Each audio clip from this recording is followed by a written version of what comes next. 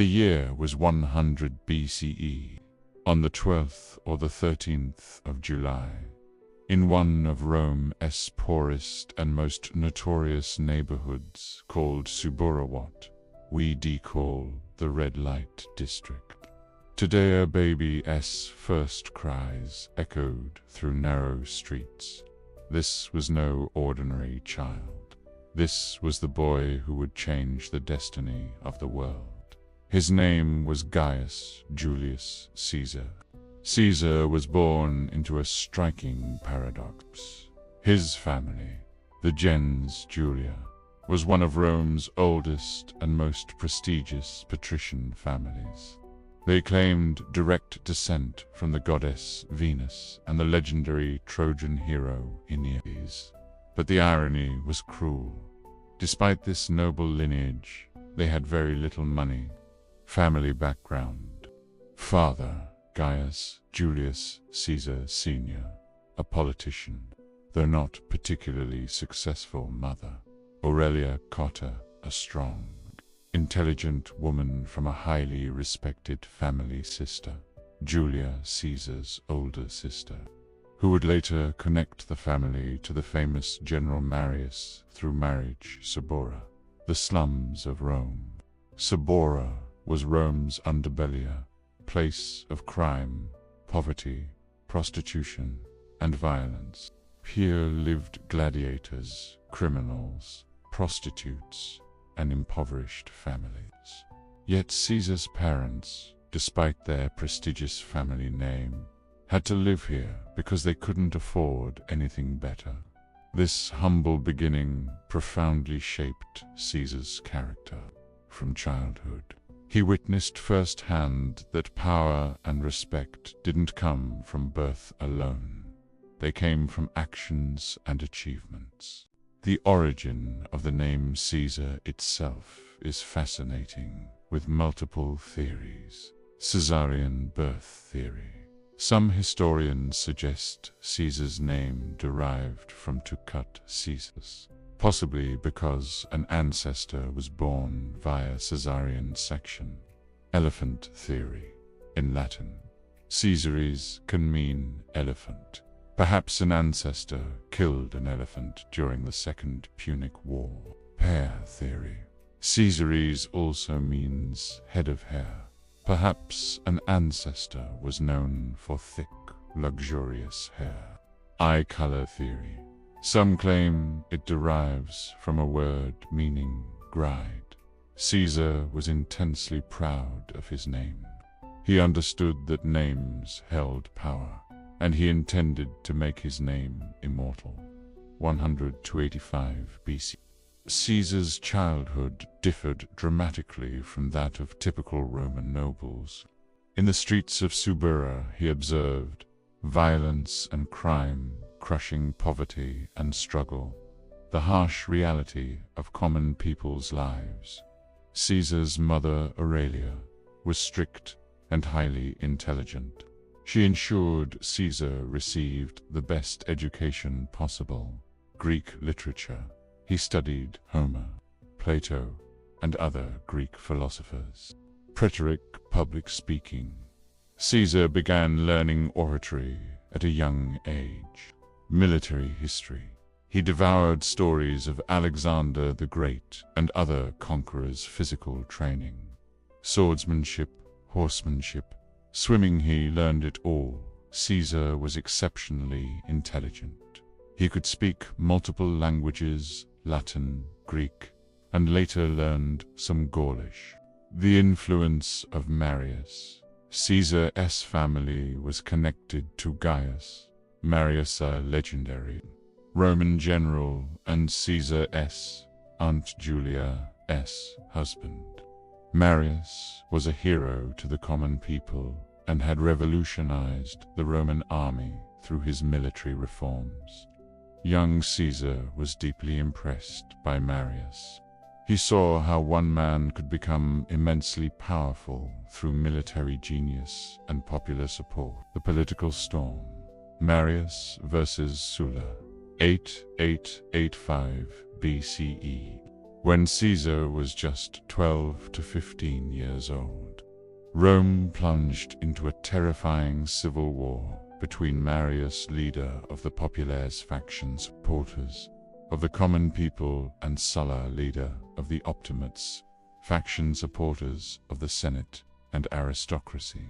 88 BCE, the first march on Rome. Sulla did something unprecedented in Roman history. He marched his army on Rome itself. Roman law explicitly forbade any general from bringing his army within the city limits. But Sulla broke this sacred law. Marius had to flee. Violence, bloodshed, and political chaos consumed Rome. Young Caesar witnessed it all. These events shaped his political consciousness. He learned that power ultimately depended on military strength. Laws could be broken if you had an army behind you. Politics and warfare were inseparably connected. 85 BCE, father's death, when Caesar was 16. His father died suddenly. Some sources say he was putting on his shoes when he suffered a heart attack or stroke. Overnight, Caesar became head of his family. A 16-year-old boy with no money and no power was now responsible for caring for his mother and sister. This tragedy forced Caesar to mature quickly. He wanted to become a man of power, wealth, and respect. 84 BCE, first marriage. Shortly after his father's death, Caesar made an extremely important political decision. He married Cornelia, daughter of the famous politician Lucius Cornelius Cinna, who was Cinna. He was Marius's close ally and Sulla's bitter enemy. This marriage wasn't just a love story, it was a political statement. Caesar was clearly aligning himself with Marius and the Populares faction. 83 BCE, Sulla returns. Then tragedy struck. Sulla returned from victorious campaigns in Greece and Asia Minor. He seized control of Rome and unleashed a brutal reign of terror. Proscriptions, the death lists. Sulla published proscription lists, essentially public death warrants. Anyone whose name appeared on these lists could be killed by anyone, and the killer would receive a reward. Thousands of Marius's supporters were murdered. Their properties were confiscated. Their families were destroyed. 82 BCE, Caesar's life in danger. Sulla ordered young Caesar to divorce Cornelia. Why? Because Cornelia was Cinna's daughter, the daughter of Sulla's enemy. But Caesar refused. This was an incredibly brave and foolish decision. An 18 to 19-year-old boy was defying Sulla, the dictator of Rome. Sulla was furious. He stripped Caesar of his priesthood, the position of Flamen Diospriest of Jupiter. He confiscated Cornelia's dowry, and then he added Caesar's name to the proscription list. 818 OBCE. Caesar was now a wanted man. His life was forfeit. Cornelia was pregnant, and Caesar had to flee Rome. Life in hiding. Caesar spent months hiding in the Sabine hills. He moved from village to village. Soldiers were hunting him. On one occasion, soldiers nearly captured him. Caesar bribed them 2,000 talents, a huge sum. Where did this money come from? Most likely, Caesar's mother, Aurelia, and family supporters pooled resources to save him. Influential friends intervened. Some of Caesar's powerful well-wishers, including the Vestal Virgins, Rome's highly respected religious figures, petitioned Sulla to pardon Caesar. Finally, reluctantly, Sulla agreed. But he issued a chilling warning. "Very well, you win. But mark my words. In this Caesar, there are many." These were prophetic words. Sulla had recognized that this young man could become dangerous in the future. Birth of Julia. In 80 BCE, Caesar's daughter Julia was born. Caesar returned to his family, but he knew it wasn't safe to remain in Rome while Sulla held power. 178 BCE, Caesar decided to leave Rome and join military service abroad. This was a smart move. He'd be away from Sulla, he'd gain military experience. He could earn glory and recognition. 80 BCE, serving in Asia Minor. Caesar joined the staff of Marcus Minucius Damus, who was governor of Asia Minor, modern Turkey. The siege of Mytilene, 80 BCE.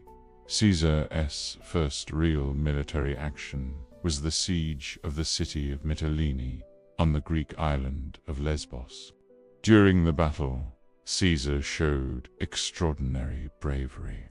He personally went to the front lines and saved a Roman soldier's life. For this, he was awarded the civic crown, Corona Civica, Rome's second highest military decoration. Imagine a 20-year-old in his first battle, and he emerged as a hero. The rumors with King Nicomedes, 80 to 79 BCE. However, a controversial incident occurred. Caesar was sent on a diplomatic mission to the court of King Nicomedes IV of Bithynia to collect ships.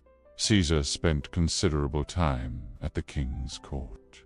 Rumors began circulating that Caesar and the king had an inappropriate relationship. This rumor haunted Caesar throughout his life. His enemies mockingly called him the Queen of Bithynia. This was deeply embarrassing for Caesar. 78 BCE, Sulla's death. Finally, good news arrived. Sulla died. Caesar could now safely return to Rome, but Sulla's legacy continued. The Optimates aristocrats remained powerful. Caesar still had to play carefully. In 775 BCE, upon returning to Rome, Caesar decided to become a lawyer. Why?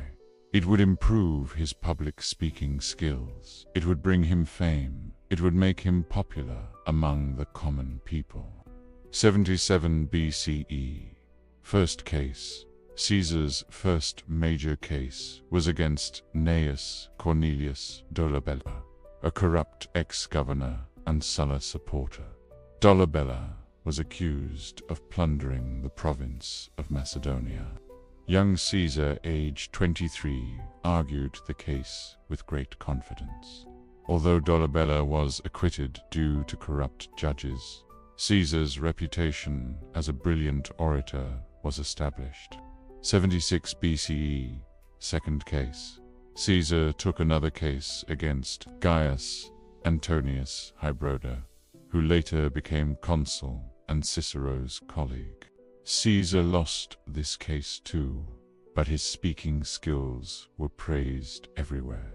75 BCE, going to Rhodes. Caesar decided he wanted to improve his public speaking further. So he traveled to the island of Rhodes to study under the Greek orator Apollonius Molon.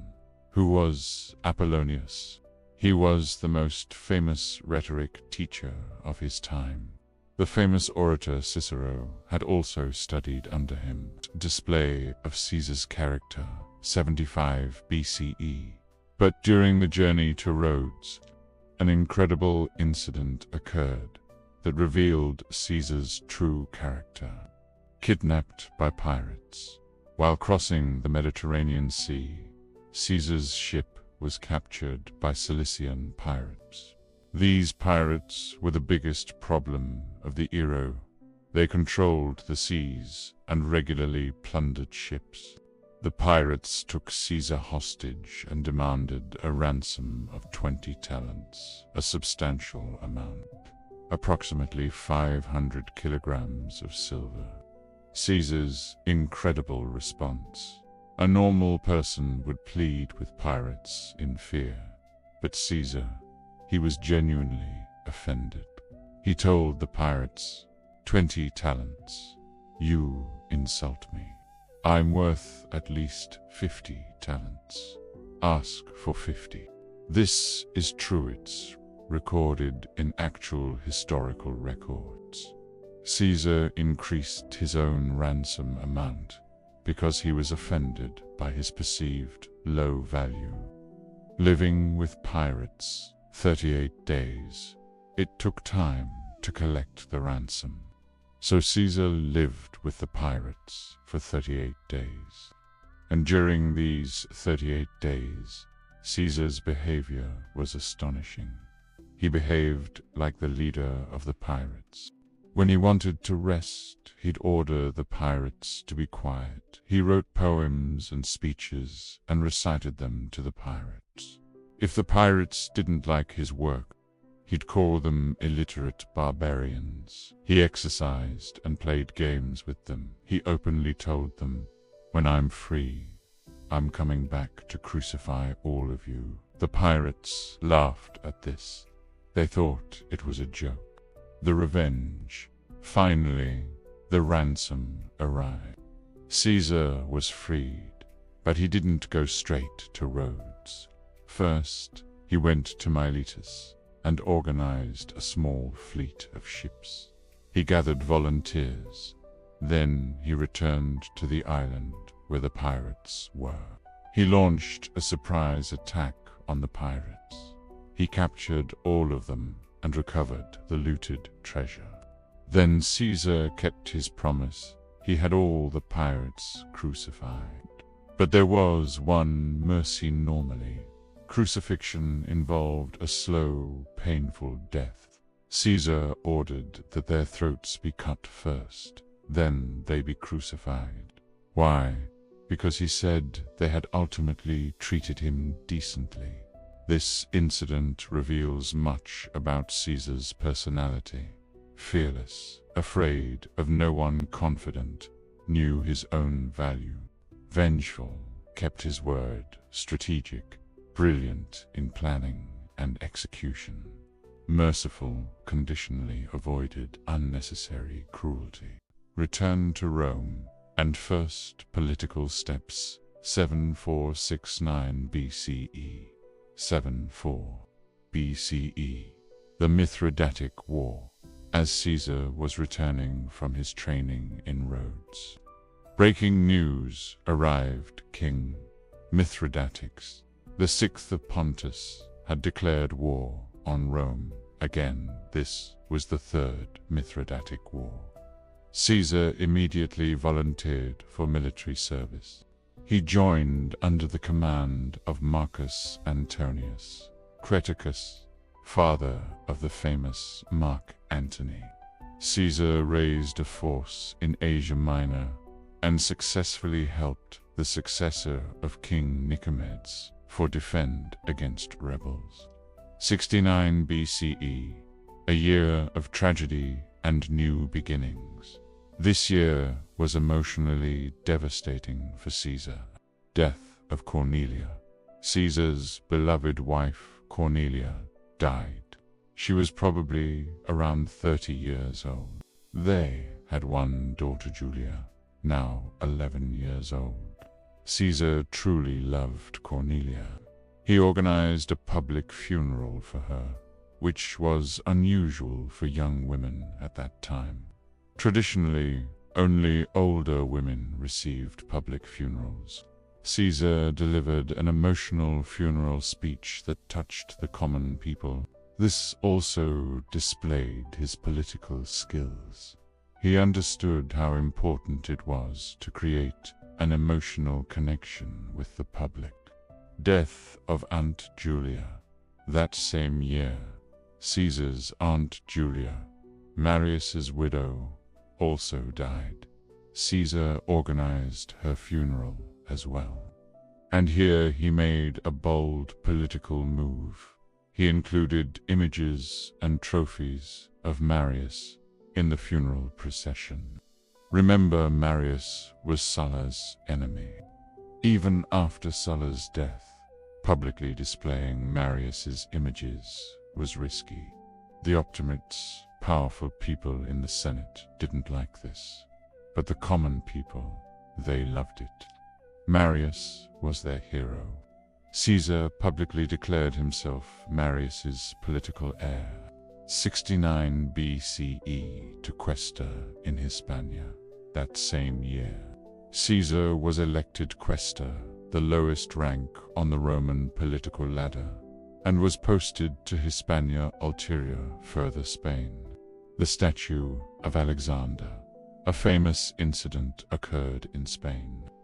Caesar was viewing a statue of Alexander the Great in the Temple of Hercules in Gades, modern Cadiz. He was 30 to 31 years old at the time. Suddenly he became emotional, almost crying. His companions asked what was wrong. Caesar replied, "Alexander, at my age, had conquered the known world, and I have done nothing yet. This moment is significant." Caesar had a burning ambition. He didn't want to be average, he wanted to be the greatest. 68 BCE, second marriage. After returning from Spain, Caesar made a politically expedient marriage to Pompeia, granddaughter of Sulla, and daughter of the powerful Quintus Pompeius Rufus. This was a purely political alliance. Caesar was building his political connections. The Aedile, winning the masses 65 BCE, to elected as Aedile. Caesar was elected to the next political position, curule, Aedile. This position was responsible for organizing public works, festivals, and games. Caesar brilliantly used this opportunity to win the hearts of the common people. The magnificent games. Caesar organized the most spectacular gladiatorial games Rome had ever seen. 320 pairs of gladiators, an unprecedented number. The gladiators' armor was made of pure silver. Wild beast hunts, featuring exotic animals, elaborate stage shows, and performances. The problem. All this was insanely expensive. Caesar was already in debt, but he borrowed even more. Why? Because he knew that public popularity would bring him power in the future. Restoring Marius' trophies. Caesar made another bold move he secretly had. Marius' old military trophies and monuments restored, which Sulla had destroyed. One night, Caesar's workers re-erected Marius' statues and victory monuments on the Capitol Hill. When people saw them in the morning, they were overjoyed. The common people were overwhelmed with happiness. The Optimates were furious. But Caesar had become so popular that they couldn't do anything. Growing debt through all this. Caesar's debt became astronomical. Estimates suggest he was 25 million sesterces in debt, equivalent to hundreds of millions of dollars today.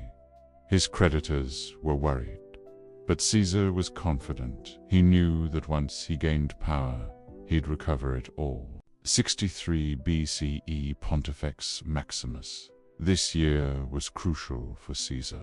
This was a shocking victory, because Caesar was competing against two very senior and respected politicians, Quintus Lutatius Catullus and Publius Ceruleus Vasha Isarocus. Caesar won through massive bribery and campaigning. He told his mother Aurelia on the morning of the election, "Today, mother, you will see your son either as Pontifex Maximus or as an exile." He knew that if he lost, his debts were so enormous he'd have to leave Rome. But he won, and now he moved into prestigious state housing, the Domus Publica, public house. The Catiline conspiracy. That same year, a major political crisis arose. The conspiracy of Lucius Sergius Catilina Catiline. What did Catiline want? He was a failed politician, deeply in debt and frustrated. He planned a violent revolt. He wanted to overthrow the government, burn debt records, and murder wealthy senators. Cicero, who was consul at the time, exposed the conspiracy. Catiline's co-conspirators were captured. Now the question was, what should be done with them? The Senate debate. A heated debate occurred in the Senate. The famous orator, Cato the Younger, argued that the conspirators should be immediately executed without trial. Caesar opposed this. He argued that executing Roman citizens without trial was unconstitutional. They should be given life imprisonment instead. This was an interesting position. Caesar was technically correct legally, and his popularity among the common people was increasing because he was speaking about justice. But Cicero and Cato argued that this was an emergency. Finally, the conspirators were executed. Caesar under suspicion. Some senators began to suspect Caesar as well. There were rumors that perhaps Caesar was also involved in the conspiracy, since he too was heavily in debt. At one point, the situation became so tense that an armed mob was about to attack Caesar outside the Senate house. But Caesar bravely handled the situation. Eventually, this controversy settled down. 62 BCE Praetor. Caesar was elected praetor, one of the senior positions in the Senate. But personally, this year was a disaster. The Bona Dea scandal. In December 62 BCE, a sacred, women-only religious festival was being celebrated in Caesar's Domus Publica house. The Bona Dea, Good Goddess Festival. Only women were allowed, no males could attend. Even male animals were removed. Caesar's wife, Pompey, was hosting.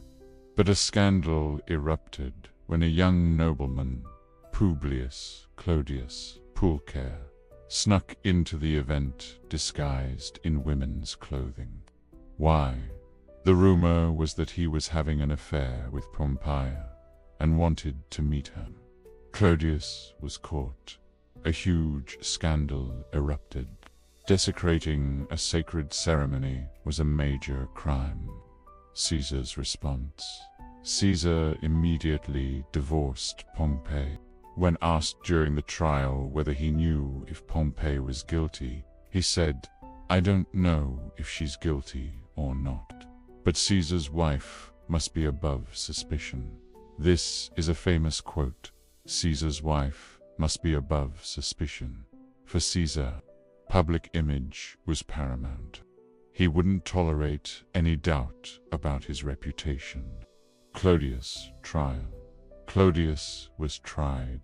Caesar technically defended Clodius because he said he couldn't confirm Clodius was guilty. But the real reason was politic Caesar might need Clodius in the future. Clodius was popular among the common people and could organize street violence. Clodius was acquitted through bribery, and in the future he became a useful ally to Caesar. Governor of Hispania, 61 to 60 BCE, 61 BCE financial crisis. Caesar's next assignment was to become governor of Hispania Ulterior, further Spain. But there was a problem. Caesar was so deeply in debt that his creditors wouldn't let him leave. They demanded payment first. Remember Marcus Licinius, Crassus, Rome's richest man. He believed in Caesar's potential. Crassus secured Caesar's bail. He guaranteed that Caesar's debts would be paid. Finally, Caesar could go to Spain. Military success in Spain. As governor in Spain, Caesar led brilliant military campaigns. He conducted successful campaigns against the Lusitanian and Galatian tribes.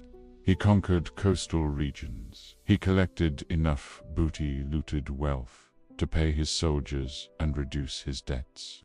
The triumph question. Caesar's military victories were so impressive that he became eligible for a triumph, the highest honor in Rome. For a victorious general, a grand military parade. But there was a problem. Caesar wanted to run for consul, Rome's highest elected office in 60 BCE, and the deadline for filing candidacy was approaching. The rule for a triumph was that the general had to wait outside Rome with his army for permission. But if Caesar waited outside, he couldn't personally register for the consul election because he had to enter Rome to register. But doing so would forfeit the triumph. Caesar requested the Senate to allow him to register in absentia while remaining absent. Cato's opposition. Cato, the younger Caesar's bitter enemy, opposed. He spoke in the Senate all day long to waste time, so the decision would be deferred.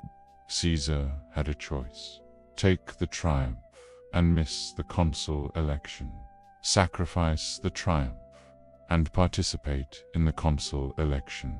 Caesar sacrificed the triumph. This was an important decision. It showed that real power, becoming consul, was more important to Caesar than temporary glory. A triumph parade. 60 BCE. The Power Alliance. Caesar was a brilliant politician. He understood that becoming consul alone wasn't enough. He needed powerful allies. He formed a secret alliance with the two most powerful men. 1. Pompey, the great Gnaeus Pompeius Magnus, Rome's greatest living general. He'd earned massive victories in the East, but the Senate wasn't giving him proper recognition. He was frustrated too. Marcus Licinius Crassus, Rome's richest man, also a successful general. He'd crushed the Spartacus rebellion. But he was jealous of Pompey. He also wanted respect. These three men didn't personally like each other, but Caesar convinced them that together they could control Rome. This was called the First Triumvirate, an informal alliance of three men who controlled Roman politics. What was the deal? Caesar would become consul. He'd use his power to get Pompey's veterans' land and ratify Pompey's eastern settlements. He'd protect Crassus's business interests. He'd secure a profitable military command for himself. Sealing the alliance, Julia's marriage. To strengthen the alliance, Caesar arranged the marriage of his only daughter Julia to Pompey. This was awkward. Julia was only 14 to 15 years old. Pompey was 47 years old, triple Julia's age. And Julia was already engaged to Quintus Ceruleus Caepio. But for political necessity, Caesar made this arrangement. Surprisingly, the marriage was successful. Pompey and Julia genuinely came to love each other. 59 BCE, Caesar becomes consul. Caesar was successfully elected consul. His colleague was Marcus Calpurnius Bibulus, who was Caesar's opponent and a supporter of the Optimates. Dominating the consulship. Caesar dominated the consulship so completely that historians ironically call that year the consulship of Julius and Caesar instead of Caesar and Bibulus. What was Caesar's strategy? He pushed everything through legally or illegally. Agrarian law. Caesar proposed a law to distribute land to Pompey's veterans, retired soldiers. This was a reasonable law. The Senate opposed it, so Caesar went directly to the popular assembly, the common people. He pushed the law through there. When Bibulus, co-consul, tried to oppose it, Caesar's supporters threw a bucket of dung at him. Bibulus was humiliated and went home, where he stayed for the rest of the year, declaring bad omens a religious excuse to oppose. Ratification of Pompey's eastern settlements. Caesar officially ratified Pompey's eastern conquests. Pompey was pleased. Tax reforms for Crassus. Caesar passed favorable laws for tax collectors in Asia who were connected to Crassus. Crassus was pleased. The Vettius affair. A conspiracy was exposed. Person named Lucius Vettius claimed he was involved in a conspiracy to assassinate Caesar. He named some senators, but the scandal was quickly suppressed. Vettius died mysteriously in jail. The truth never clearly emerged. Caesar's province, gateway to glory. At the end of the year, Caesar secured his next position. He would become proconsul governor with military command of Cisalpine Gaul, northern Italy, Illyricum, modern Balkans, Transalpine Gaul, southern France, added later. And this command wasn't for the normal 1 year, it was for 5 years, later extended to 10 years. Why was this important? Because it gave Caesar the opportunity to earn military glory, raise an army, and accumulate wealth. Caesar's real ambitions were about to begin. 5-8 BCE. The perfect excuse. Caesar arrived in his province, eager for opportunity, and fortune delivered. The Helvetii tribe. The Helvetii, a Celtic tribe living in modern Switzerland, decided to migrate. They wanted to leave their homeland and settle in richer lands in Western Gaul, modern France. The plan was for approximately 368,000 people to migrate, including warriors, women, children, and elderly. The problem: their planned migration route passed through Roman-allied territory, and Rome saw this as a threat. Gallic tribal representatives asked Caesar for permission to migrate. Caesar's refusal. Caesar gave a strict refusal. He said the Helvetii couldn't pass through Roman territory. The Helvetii tried an alternate route through other tribes' lands. But for Caesar, this was enough excuse to start a war. He argued that the migrating Helvetii were a danger to Rome's Gallic allies, raising the legions. Caesar quickly mobilized his already existing legions. 4 legions recruited to additional legions, gathered Gallic auxiliary troops, allied tribal warriors. Total force: approximately 30,000 to 40,000 soldiers. The Battle of Babract, June 58 BCE. Caesar intercepted the Helvetii near Babract, modern Mount Bouvray, France. The battle was brutal. The Helvetii were fierce warriors, and desperate their families were with them. The Roman legions were disciplined and well trained. The battle lasted several hours eventually. Roman tactics and discipline won result. Approximately 130,000 Helvetii survived. Caesar forced them to return to their original homeland. Thousands of warriors were dead. Massive booty loot was collected. Historical significance. This was Caesar's first major victory in the Gallic Wars. He proved he was a great general, and importantly, he set a precedent. He could interfere in Gaul to protect Roman interests. 58 BCE, Caesar's next opportunity came quickly. Ariovistus, the German king. Ariovistus was a powerful German tribal leader who had crossed the Rhine River and settled in Gaul. He was conquering Gallic tribes. Technically, Ariovistus had been given the title friend and ally of the Roman people by Rome. But Caesar needed a new excuse for military action: a Gallic plea. Gallic tribes, especially the Adurome's traditional allies, asked Caesar for help against Ariovistus. Perfect excuse for Caesar. He could claim he was protecting Roman allies. The confrontation. Caesar requested a meeting with Ariovistus. At the meeting, Caesar demanded, "Stop further German migration into Gaul, return Gallic hostages, stop attacking Rome's allies." Ariovistus refused.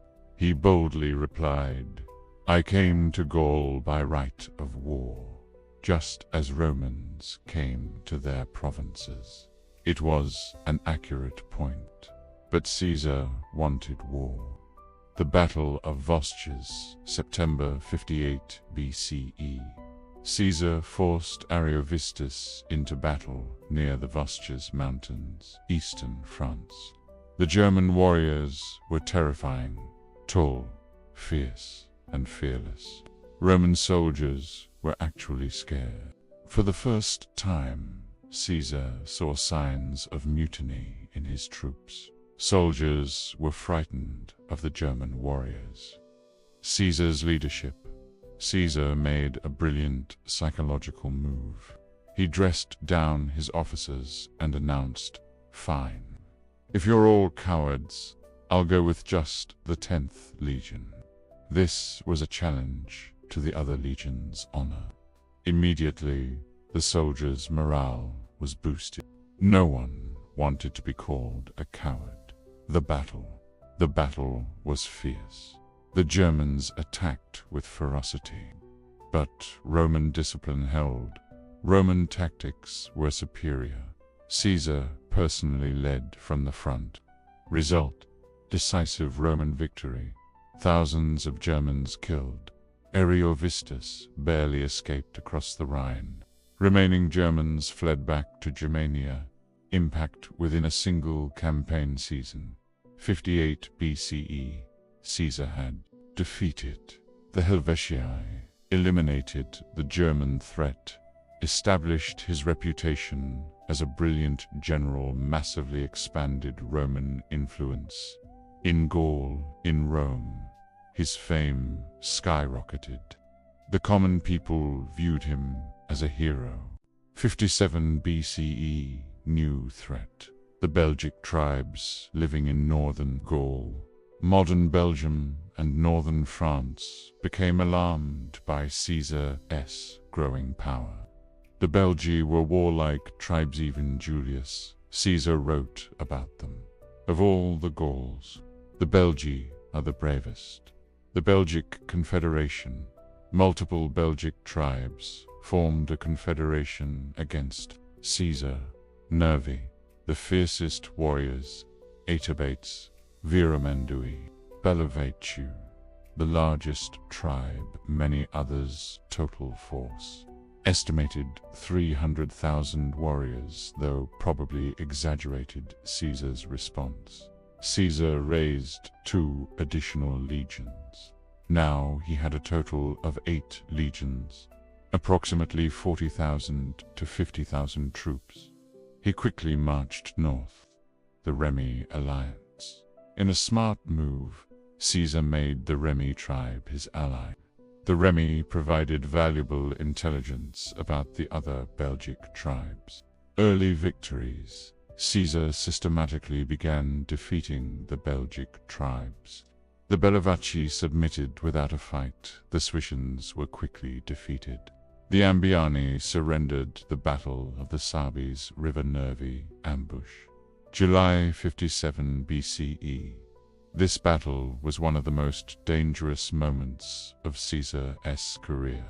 Caesar's army was crossing the Sabis River, modern Sambre River, Belgium, and setting up camp. Nervi ambush. Suddenly, from the forest, Nervi warriors launched a massive surprise attack. The situation was desperate. The Roman army was completely off guard. Soldiers weren't wearing their armor. Chaos was everywhere. The legions were almost surrounded and overwhelmed Caesar's heroic leadership. Caesar personally went to the front line. Historians describe he grabbed a shield from a dying soldier because he hadn't brought his own. He started fighting directly at the front. He called out 2 officers by name to motivate them. He was physically regrouping troops. His presence restored the soldiers' morale. The turning point. Caesar ordered 2 legions, which were in a relatively safer position, to immediately help the besieged legions. This tactical adjustment worked. The Romans slowly stabilized the situation. The massacre. When the Romans gained the upper hand, the Nervi warriors refused to surrender. They fought to the death. The result was horrific. The Nervi tribe was almost wiped out of 60,000 warriors. Only 500 survived. Women and children also became casualties in the massive violence. This was the brutal reality of ancient warfare. Submission of the North. After the defeat of the Nervi, the remaining Belgic tribes quickly submitted. By the end of 57 BCE, Caesar could claim he had conquered most of Gaul. In Rome, the Senate decreed Caesar 15 days of thanksgiving supplicatio. This was an unprecedented honor. Usually, only 3 to 5 days were given. Expanding the conquest 5655 BCE, the Veneti Naval War 56 BCE 56 BCE, a different challenge. The Veneti tribe, modern Brittany, northwestern France, revolted. The Veneti posed a unique challenge because they were expert sailors. They had fortified coastal towns. They controlled islands. Rome was traditionally a land power, weak in naval warfare. Why the revolt? Caesar's officers demanded grain from the Veneti, requisitioned it. The Veneti refused and took Roman envoys hostage. This was an insult Caesar couldn't accept. Building a fleet.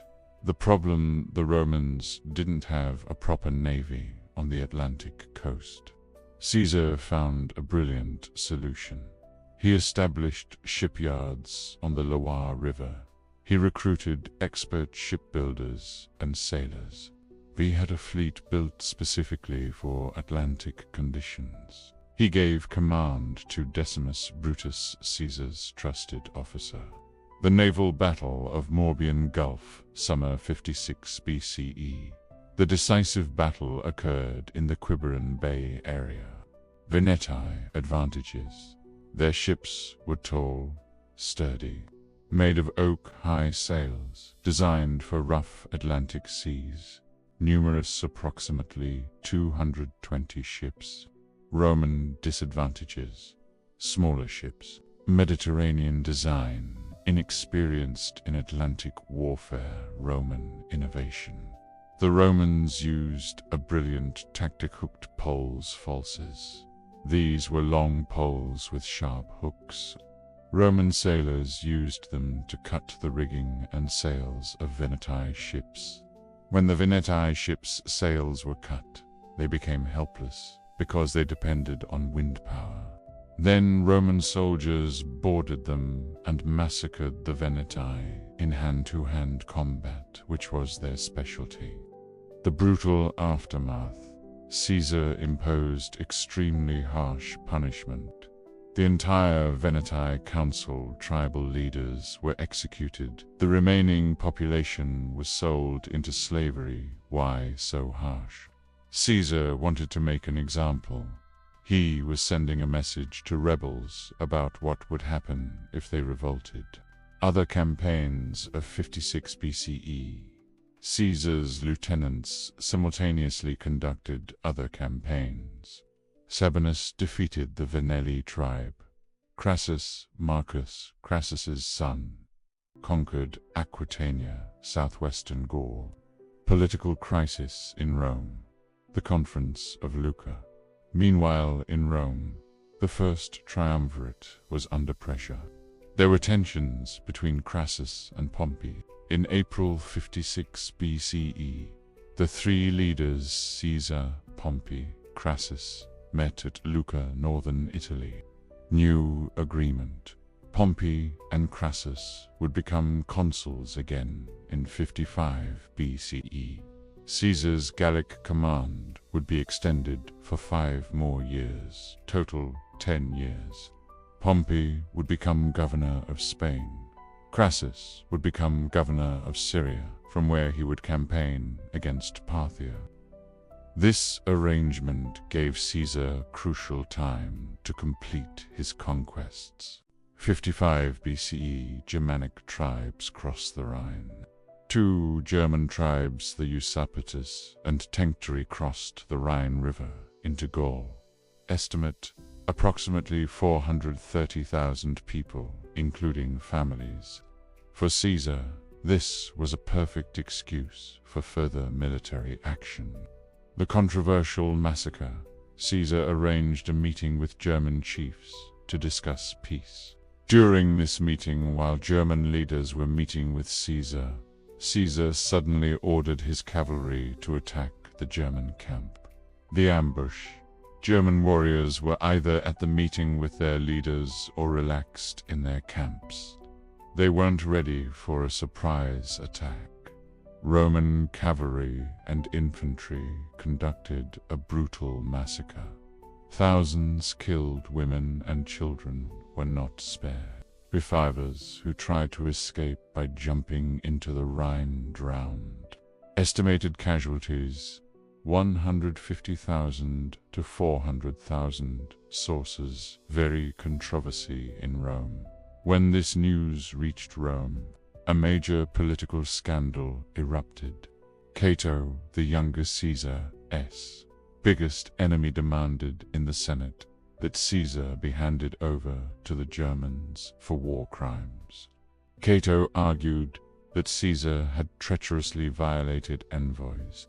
The massacre was unjustified. It was a barbaric act. But Caesar's supporters and his propaganda machine effectively built a counter-narrative.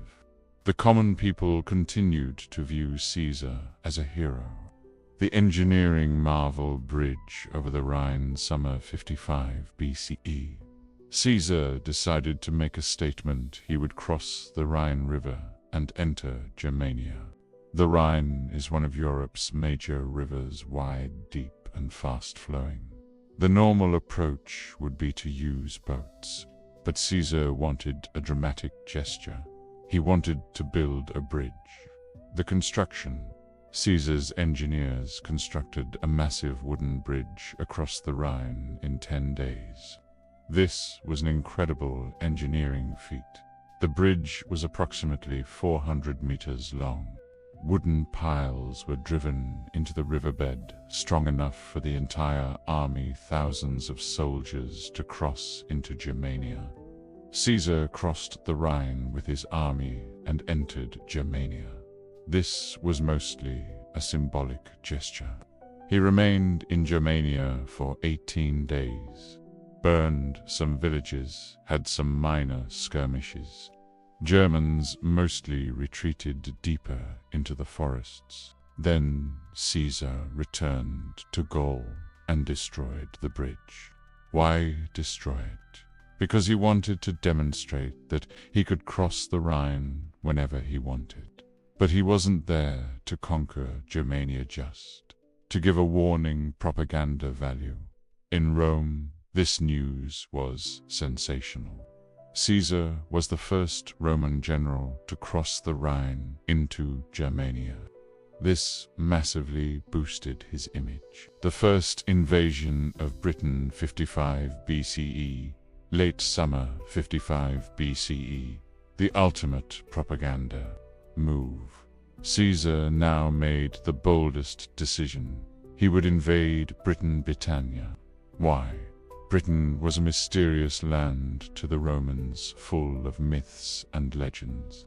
No Roman general had ever set foot in Britain.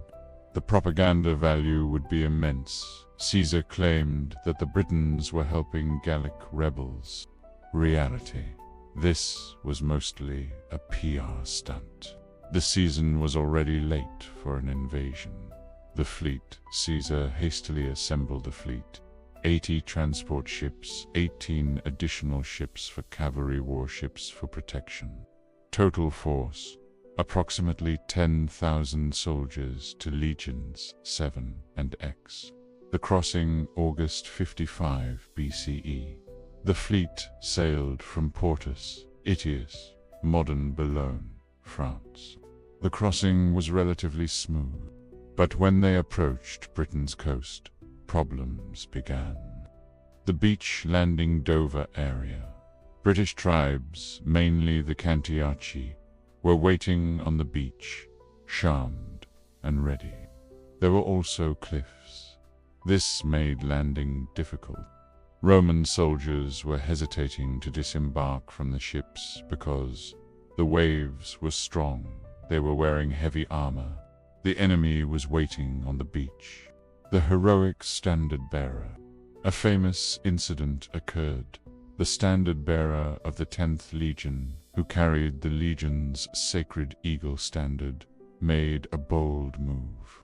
He jumped into the water and loudly announced, "Jump down, soldiers, unless you want to betray our eagle to the enemy. I, at any rate, shall do my duty to my country and my general." This was a challenge to the legion's honor. Immediately, soldiers started jumping and fighting. The battle, the beach landing, was fierce. Chaotic, hand-to-hand combat. Eventually, Roman discipline won. The British tribes retreated. Problems began for Caesar. A storm destroyed his cavalry ships. The cavalry never arrived. He couldn't safely beach. His main fleet ships were being damaged by tides and storms. Supplies were limited. British counterattack. British tribes quickly realized the Romans were vulnerable. They regrouped under Cassivellaunus, a powerful British king. British tactics were novel to the Romans. Chariots: British warriors used fast two-wheeled chariots. Hit-and-run tactics: they knew the terrain limited success. Caesar won some minor victories. Some tribes submitted and gave hostages, but the weather was worsening. Autumn was approaching. Retreat in September. Caesar decided to return to Gaul. He loaded the army into the fleet, which was now damaged and partially repaired, and safely returned to Gaul. Outcome: militarily, this campaign was mediocre. Limited conquests. No permanent Roman presence. But in terms of propaganda, huge success. Celebrations occurred in Rome. Caesar had stepped onto the edge of the known world. He had crossed the legendary ocean Atlantic and gone to mysterious Britain. The Senate gave Caesar more honors. The common people viewed him as almost a demigod. Hey everyone, welcome back. So, after that stellar first trip to Britain, Caesar wasn't about to make the same mistake twice. In 54 BCE, he returned with a vengeance. We're talking a fleet of 800 ships, the largest the ancient world had ever seen, carrying 5 legions. The British tribes saw this monster fleet and wisely decided to retreat from the beaches. The landing was a success, but then history repeated itself. Another massive storm hit, wrecking dozens of ships. While Caesar's men scrambled to make repairs, the British tribes united under a brilliant leader named Cassivellaunus. He launched a brutal guerrilla war, using hit-and-run tactics and chariots to harass the Romans. Despite the fierce resistance, Caesar pushed on, even crossing the heavily defended Thames River. He used clever diplomacy to turn rival tribes against Cassivellaunus, eventually cornering and defeating him. Though Caesar secured tribute and hostages, he left no permanent garrison. Why? Because tragedy struck back home. His beloved daughter Julia, who was married to Pompey, died in childbirth. This wasn't just a personal heartbreak. It severed the critical political link between Rome's 2 most powerful men, setting the stage for civil war. Winter 54-53 BCE, the Empries uprising. Caesar distributed his legions into winter camps in different areas of Gaul. This was a strategic mistake, though. Legions were isolated and vulnerable. Ambiorix, the rebel leader. Ambiorix, king of the Eburones tribe, modern Belgium area, formulated a daring plan. He approached a Roman camp where Sabinus and Cata were commanding, and gave a friendly warning. All of Gaul is rising in rebellion. Germans are also crossing the Rhine. You should move from here and reach the nearest strong Roman camp. The fatal decision. Sabinus believed Ambiorix. Cata disagreed. He said it was a trap. A heated argument occurred among the officers. Unfortunately, Sabinus's decision prevailed. The ambush. When the Roman column, approximately 1.5 legions, around 7,000 to 9,000 soldiers, was marching toward the next camp, Ambiorix ambushed them. In the Atuatuca Valley, the Romans were trapped in the valley. Gallic warriors were attacking from the surrounding heights. The situation was desperate. Sabinus panicked and tried to negotiate surrender. He went to speak with Ambiorix. As soon as he approached the Gallic lines, he and his bodyguards were killed. The massacre, leaderless and panicked. The Roman soldiers were massacred. Almost the entire force was destroyed. This was Caesar's worst defeat in the Gallic Wars. Attack on Cicero's camp. Encouraged by their success, Ambiorix and his allies selected their next target, Quintus Cicero's brother of the famous orator Cicero winter camp. Tens of thousands of Gallic warriors surrounded the camp. The siege. The Gauls copied Roman siege tactics. They were building circumvallations surrounding walls, siege towers, and rams. The Romans were desperately defending. Casualties were mounting. The messenger, Cicero, needed to send a message to Caesar for help, but the camp was completely surrounded. A brave Gallic slave, who was a Roman ally, managed to sneak out of the camp. He attached the message to a spear and got it to Caesar. Caesar's rapid response. Caesar immediately set out with 2 legions on a forced march, approximately 7,000 soldiers. He traveled at superhuman speed, approximately 120 kilometers in roughly 1 day. The relief when the Gallic besiegers learned that Caesar was coming. They were confused. Empries decided to attack Caesar while he was exhausted from the march. A trap, but Caesar was a master tactician. He deliberately made his camp look small and weak, as if his forces were terrified. The Gauls, thinking the Romans were vulnerable, launched a massive attack. Caesar's counterattack. At the perfect moment, Caesar's legions burst out of the camp in perfect formation and crushed the disorganized Gallic attackers. It was a brilliant tactical victory. The siege was broken. Cicero's camp was saved. Aftermath. Caesar now faced the harsh reality. Gaul was not fully conquered. Resentment and rebellion simmered everywhere. 53 BCE Punitive campaigns. Caesar spent 53 BCE conducting brutal punitive campaigns. He devastated the Eburones territory. He invited neighboring tribes to plunder and destroy Eburones lands. Empries escaped, but his tribe was nearly annihilated. The death of Crassus. Meanwhile, devastating news came from the east. Crassus had been killed in the disastrous battle of Carrhae against the Parthians. The first triumvirate was dead.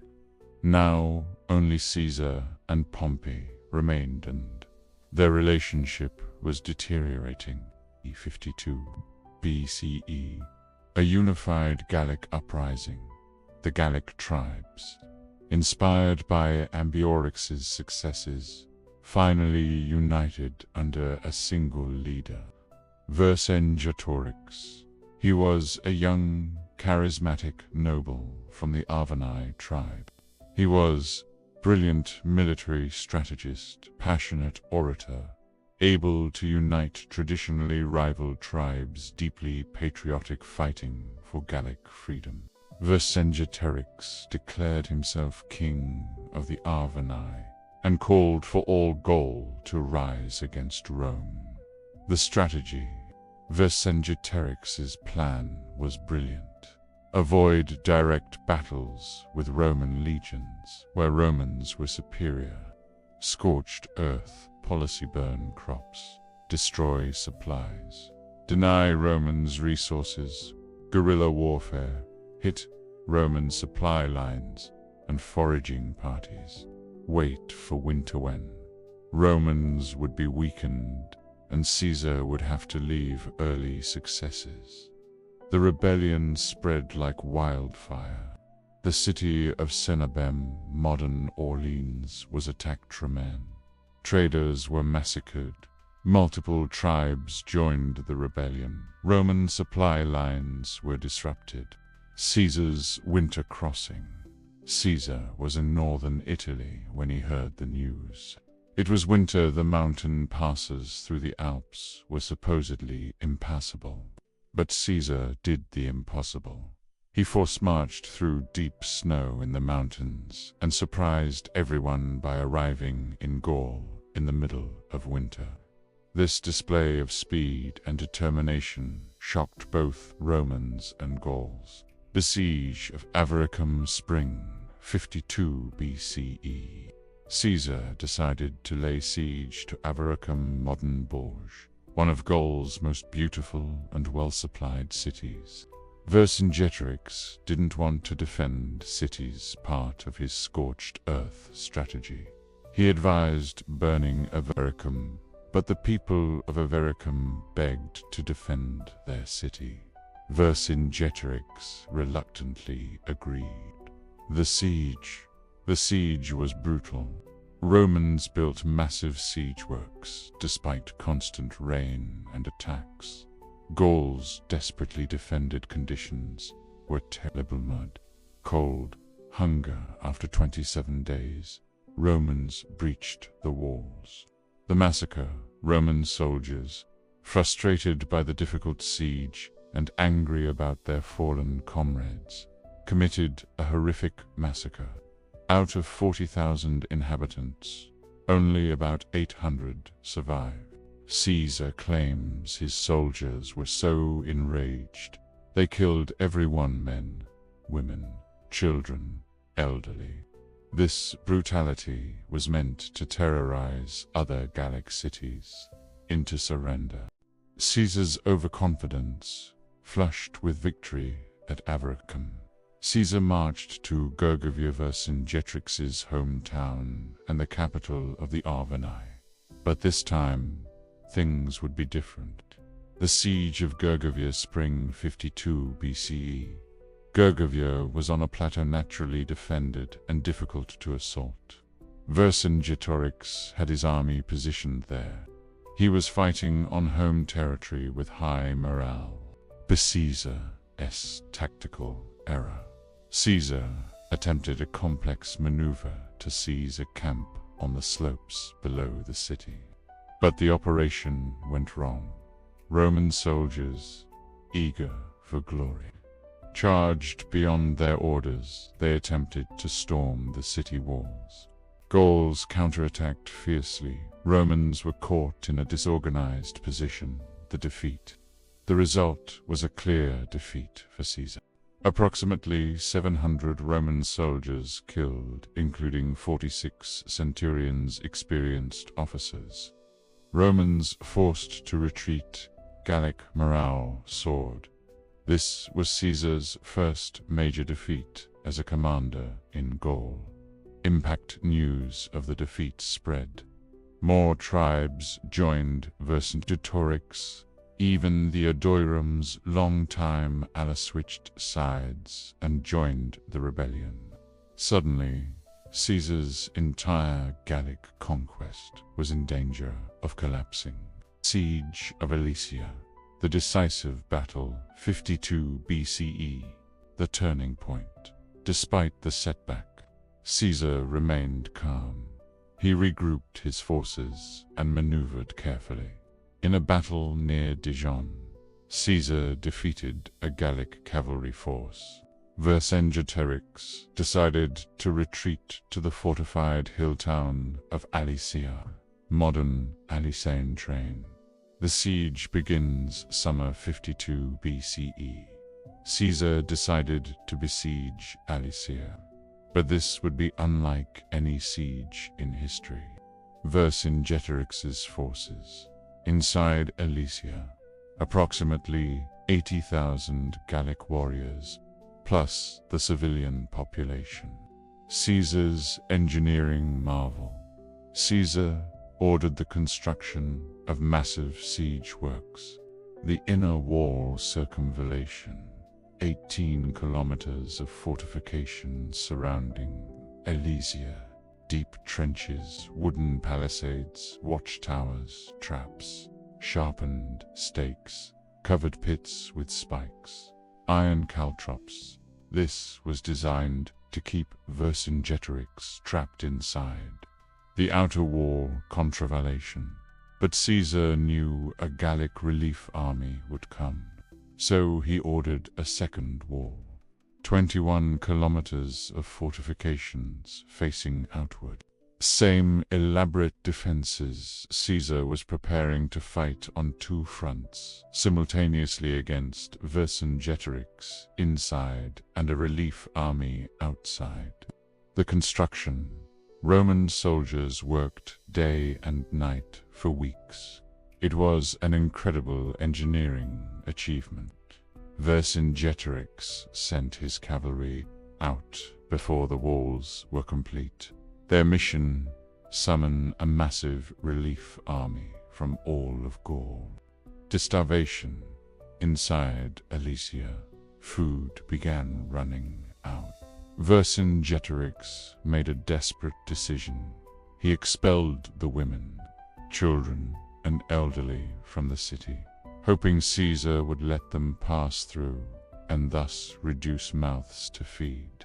but Caesar refused to let them through. He couldn't afford to feed them, and he wanted to pressure Vercingetorix.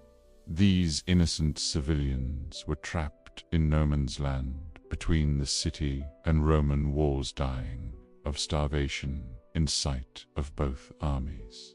This was the cruel reality of ancient warfare. The relief army arrives. After weeks, the relief army arrived, massive beyond belief. Ancient sources claim 250,000 warriors. Modern historians estimate probably 100,000 to 150,000. They surrounded Caesar's outer wall. The situation. Now Caesar was in an incredible position. 60,000 to 70,000 Roman soldiers besieging 80,000 Gauls inside Alesia. While being besieged by 100,000 Gauls outside, Caesar was simultaneously besieging and being besieged. The first attacks, Day 1. The relief army attacked the outer fortifications. Simultaneously, Vercingetorix attacked from inside. Fierce fighting raged all day. Roman defenses held, but barely. The second attack, Day 2. The Gauls attacked at night and throughout the next day. Again, desperate fighting. Roman casualties were mounting. Caesar was everywhere, personally directing defenses, encouraging soldiers, sending reinforcements to weak points. The final attack, Day 3. The Gauls discovered a weak point in the Roman fortifications Anera, where the terrain made construction difficult.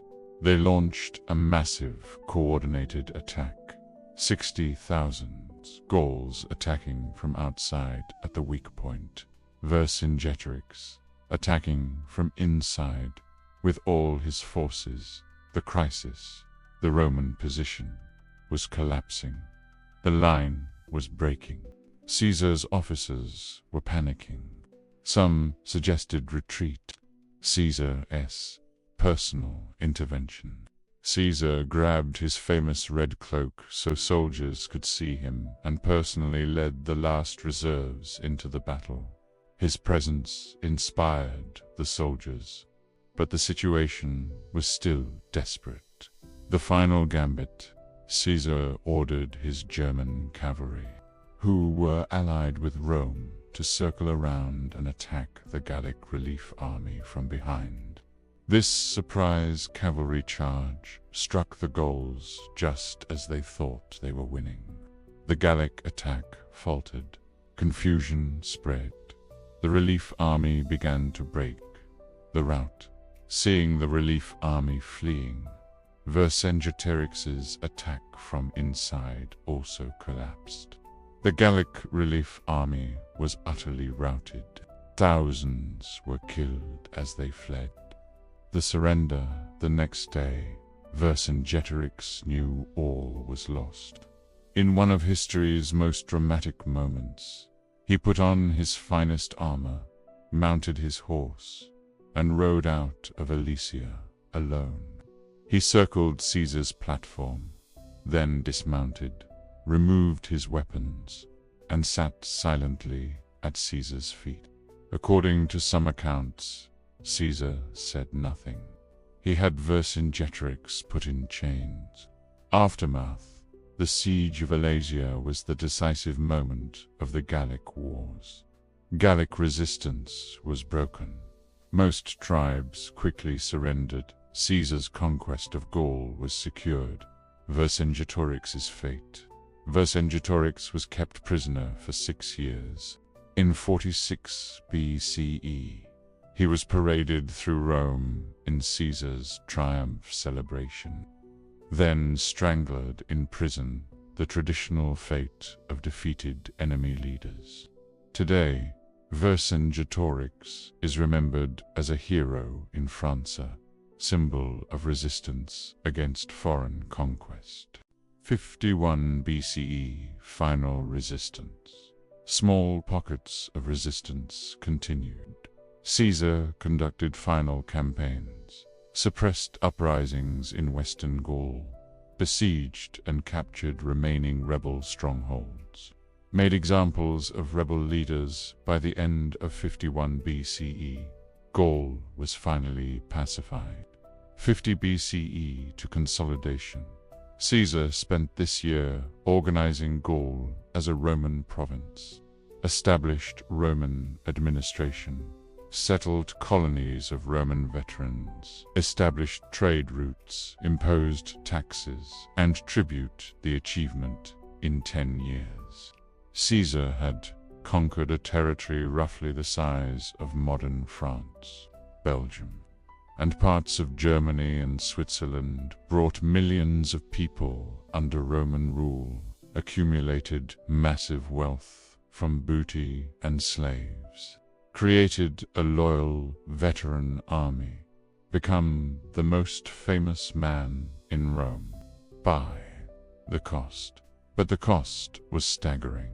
Ancient sources claim 1 million Gauls killed, 1 million enslaved. Modern historians debate these numbers, but casualties were certainly massive. Entire tribes were destroyed. Gallic civilization was forever changed. Caesar's commentaries during this time. Caesar wrote his famous commentary De Bello Gallico, Commentaries on the Gallic War, a detailed account of the campaigns. This wasn't just a military record, it was propaganda. Caesar was justifying his actions and building his legend for the Roman public. The commentaries are still studied today as masterpieces of Latin prose and military writing. The Road to Civil War, 5049 BCE. Political crisis in Rome, 50 BCE. While Caesar was conquering Gaul, the political situation in Rome had been deteriorating. The broken triumvirate, Crassus, was dead, killed in Parthia in 53 BCE. Julia was dead, died in 54 BCE. The bond between Caesar and Pompey was broken. Pompey's shift. Pompey gradually moved closer to the Optimates, Senate aristocrats. He married Cornelia, daughter of Quintus Caecilius Metellus Scipio, a leading Optimate. He was appointed sole consul in 52 BCE. Unusual normally to consuls, he passed laws that could be used against Caesar. He was jealous of Caesar's growing fame and power. The enemies' circle. Caesar's enemies in the Senate, led by Cato the Younger and Marcus Marcellus, saw their opportunity, their goals. Strip Caesar of his command, force him to return to Rome as a private citizen, prosecute him for various alleged crimes during his consulship and Gallic campaigns, destroy him politically and possibly physically. Caesar's situation. Caesar was in a dangerous position. His command in Gaul was expiring as proconsul with imperium military command. He had immunity from prosecution, but as a private citizen in Rome, he could be arrested and tried. His enemies would certainly convict him. They controlled the courts. Conviction would mean exile, death, or political destruction. Caesar's demands. Caesar proposed a compromise. Let him run for consul in absentia, while remaining in Gaul with his army once elected consul. He'd have immunity again, then he'd peacefully return. This was technically possible, there was precedent, but his enemies refused. The ultimatum in late 50 BCE. The Senate, dominated by Caesar's enemies, issued an ultimatum. Caesar must disband his army. He must return to Rome as a private citizen. Then he could run for consul. Caesar knew this was a death sentence. Without his army, he'd be arrested immediately.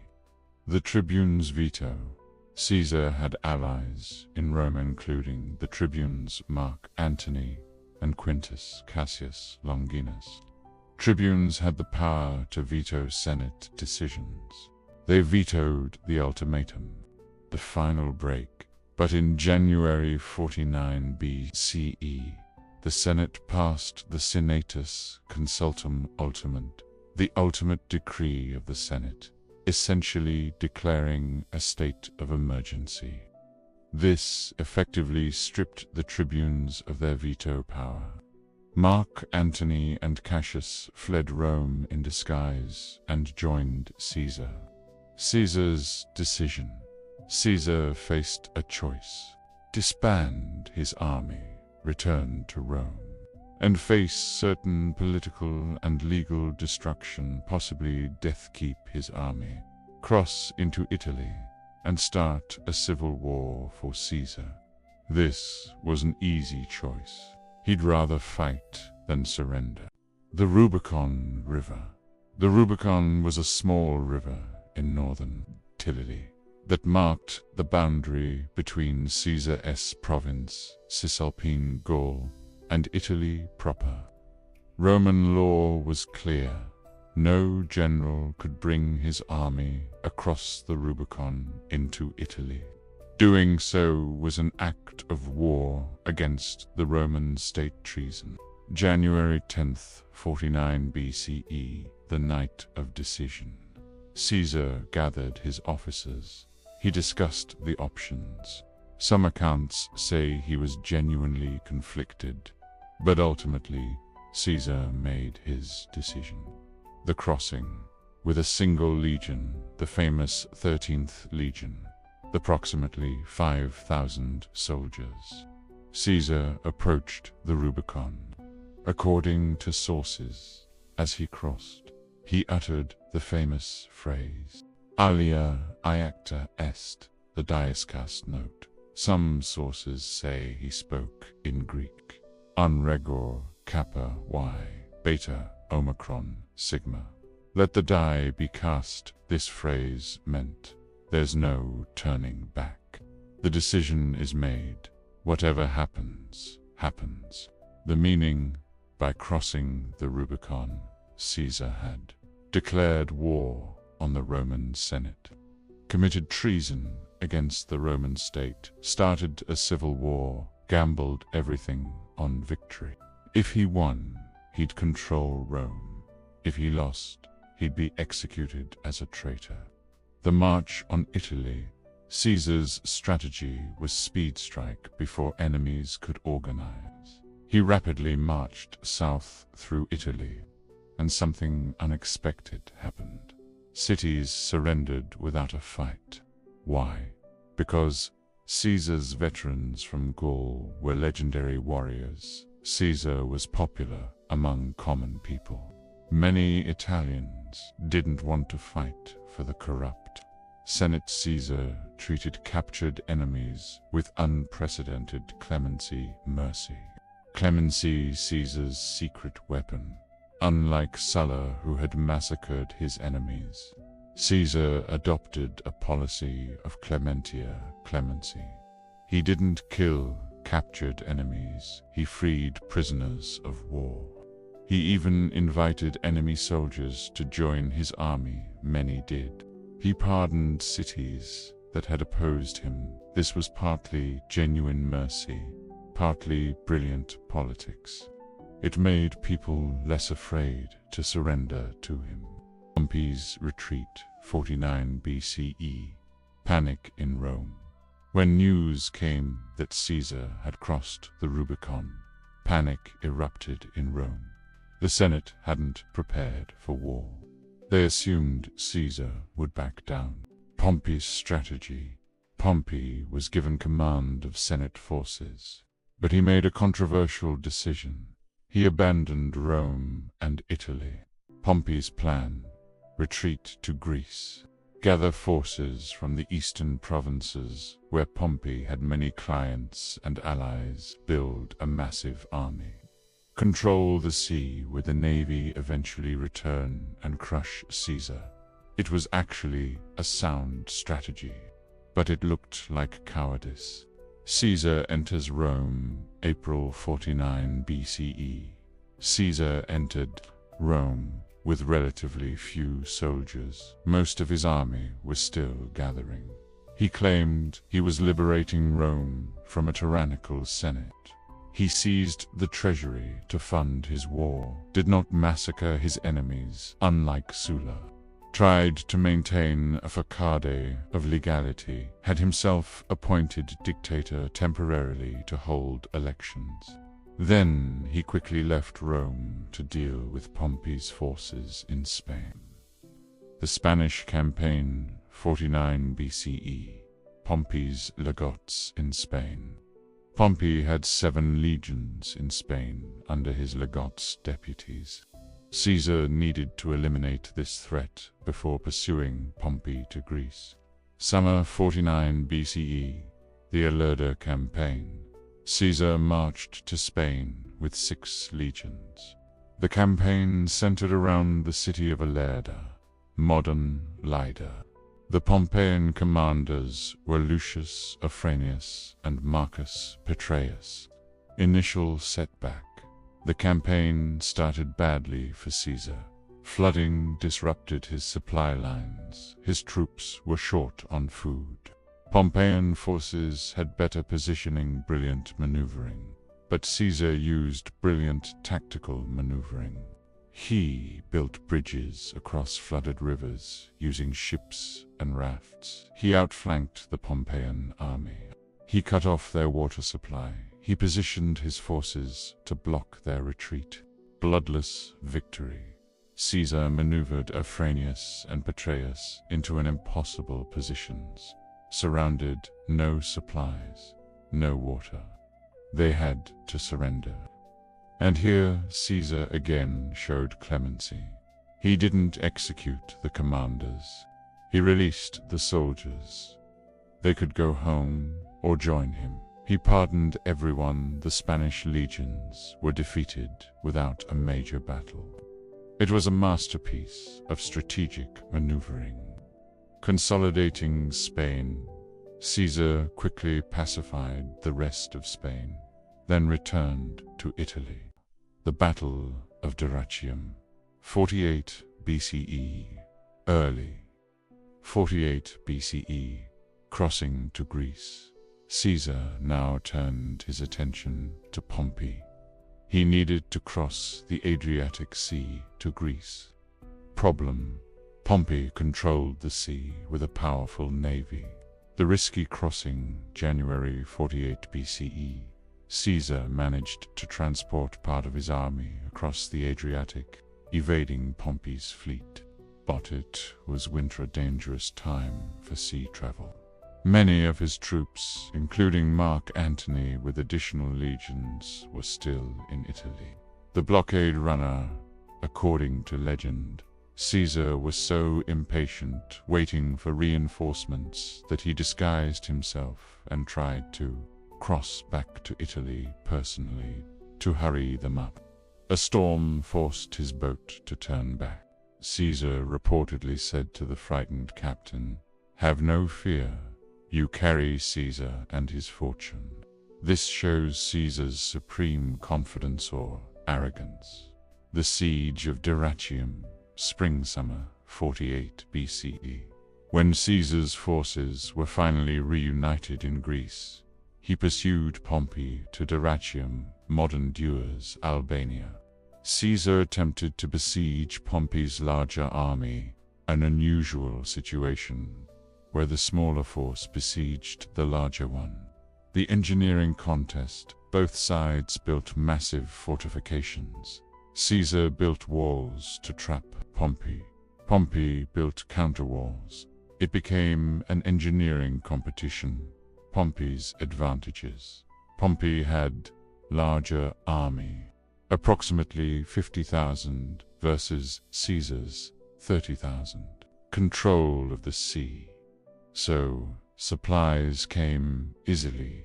Better cavalry from Eastern allies. Caesar's defeat.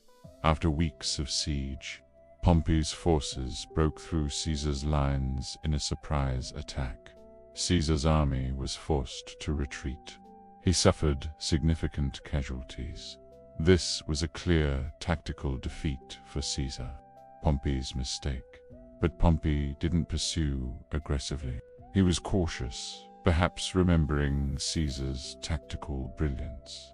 Caesar reportedly said, "Today the enemy would have won if they had had a commander who knew how to win."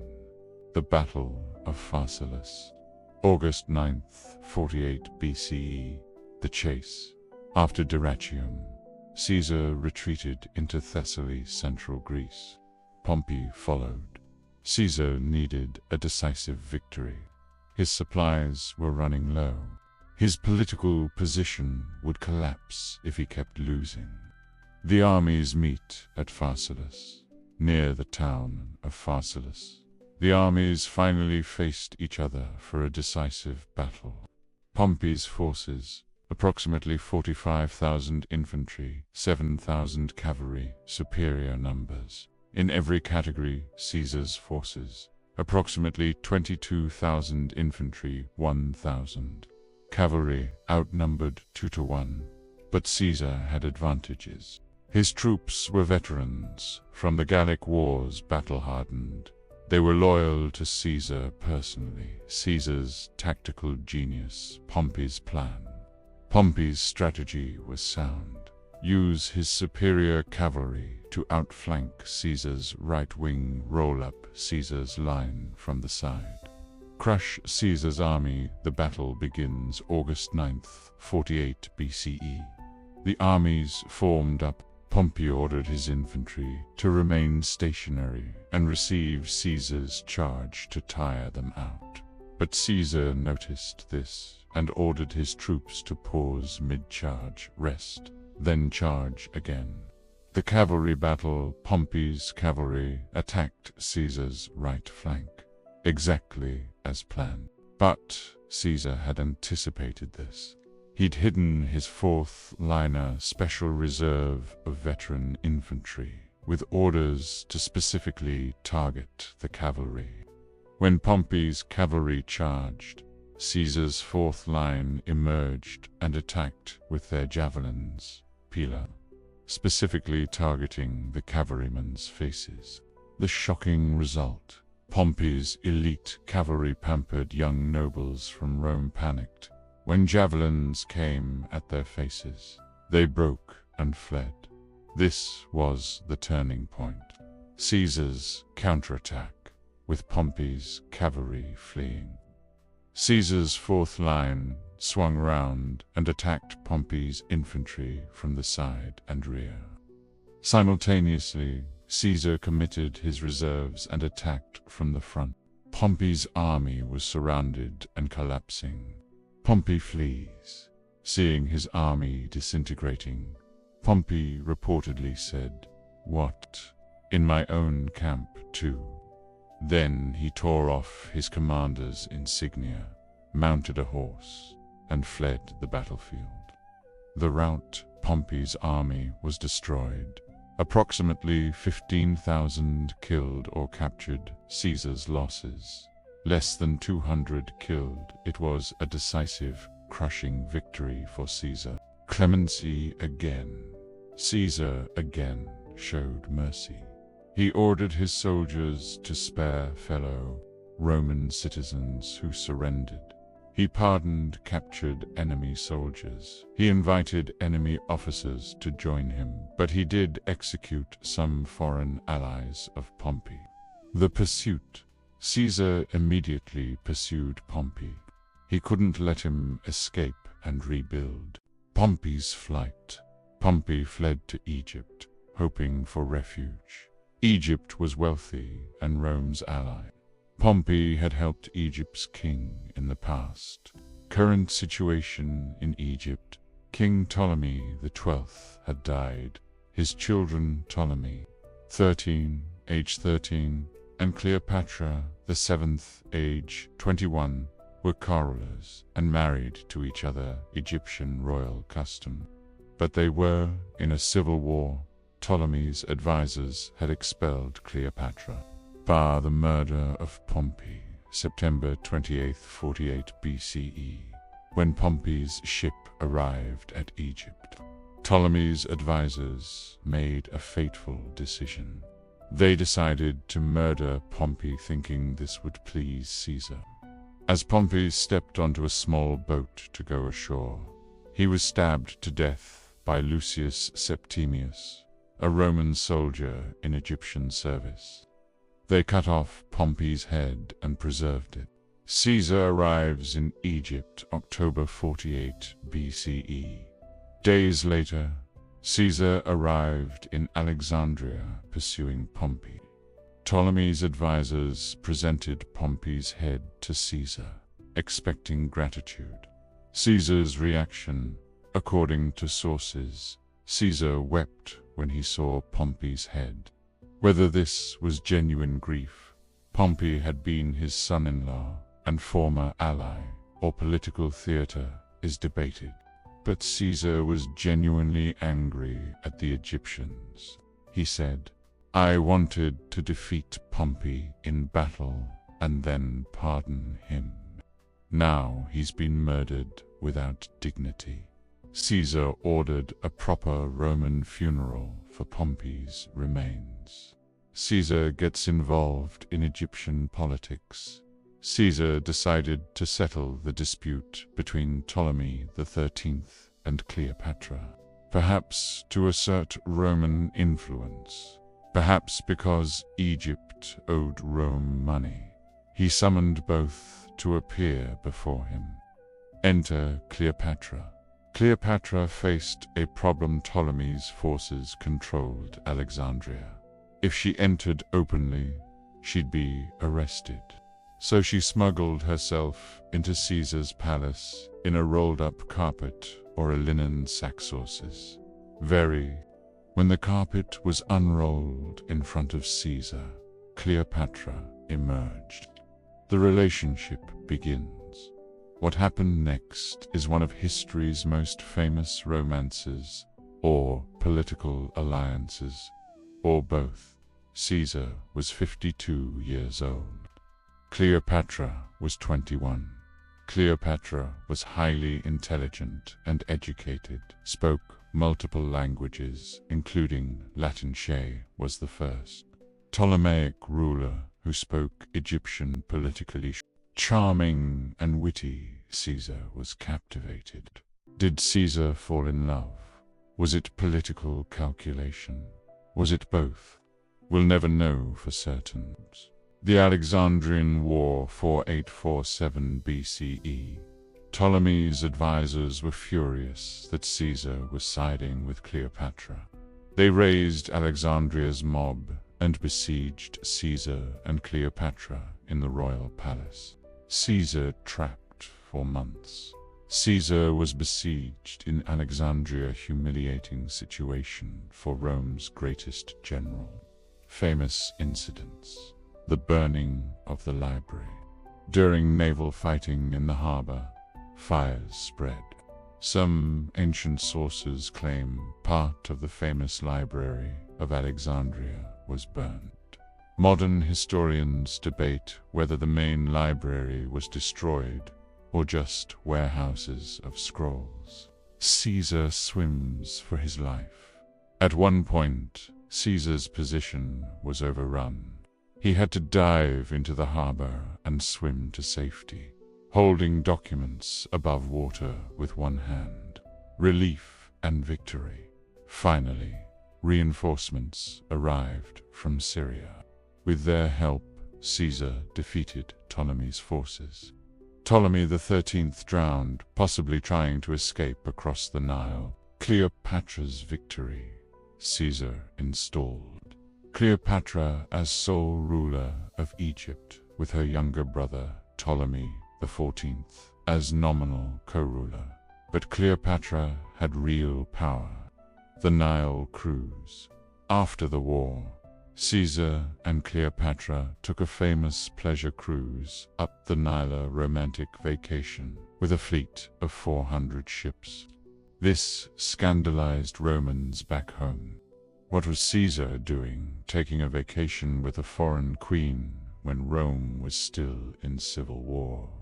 Caesarion. In June 47 BCE, Cleopatra gave birth to a son. She named him Ptolemy Caesar, but everyone called him Caesarion, Little Caesar. Cleopatra claimed Caesar was the father. Caesar never officially acknowledged paternity, but he never denied it either. If Caesarion was truly Caesar's son, he was Caesar's only son. Julia had been his only legitimate child, and she died. Mopping up and triumph for 6 BCE, Waini, Widiwiki, the Pontic Campaign, 47 BCE, trouble in the east, while Caesar was in Egypt. Pharnacus II, son of the old enemy Mithridates VI, had attacked Roman territory in Asia Minor. Caesar had to deal with this threat. The Battle of Zela, August 2nd, 47 BCE.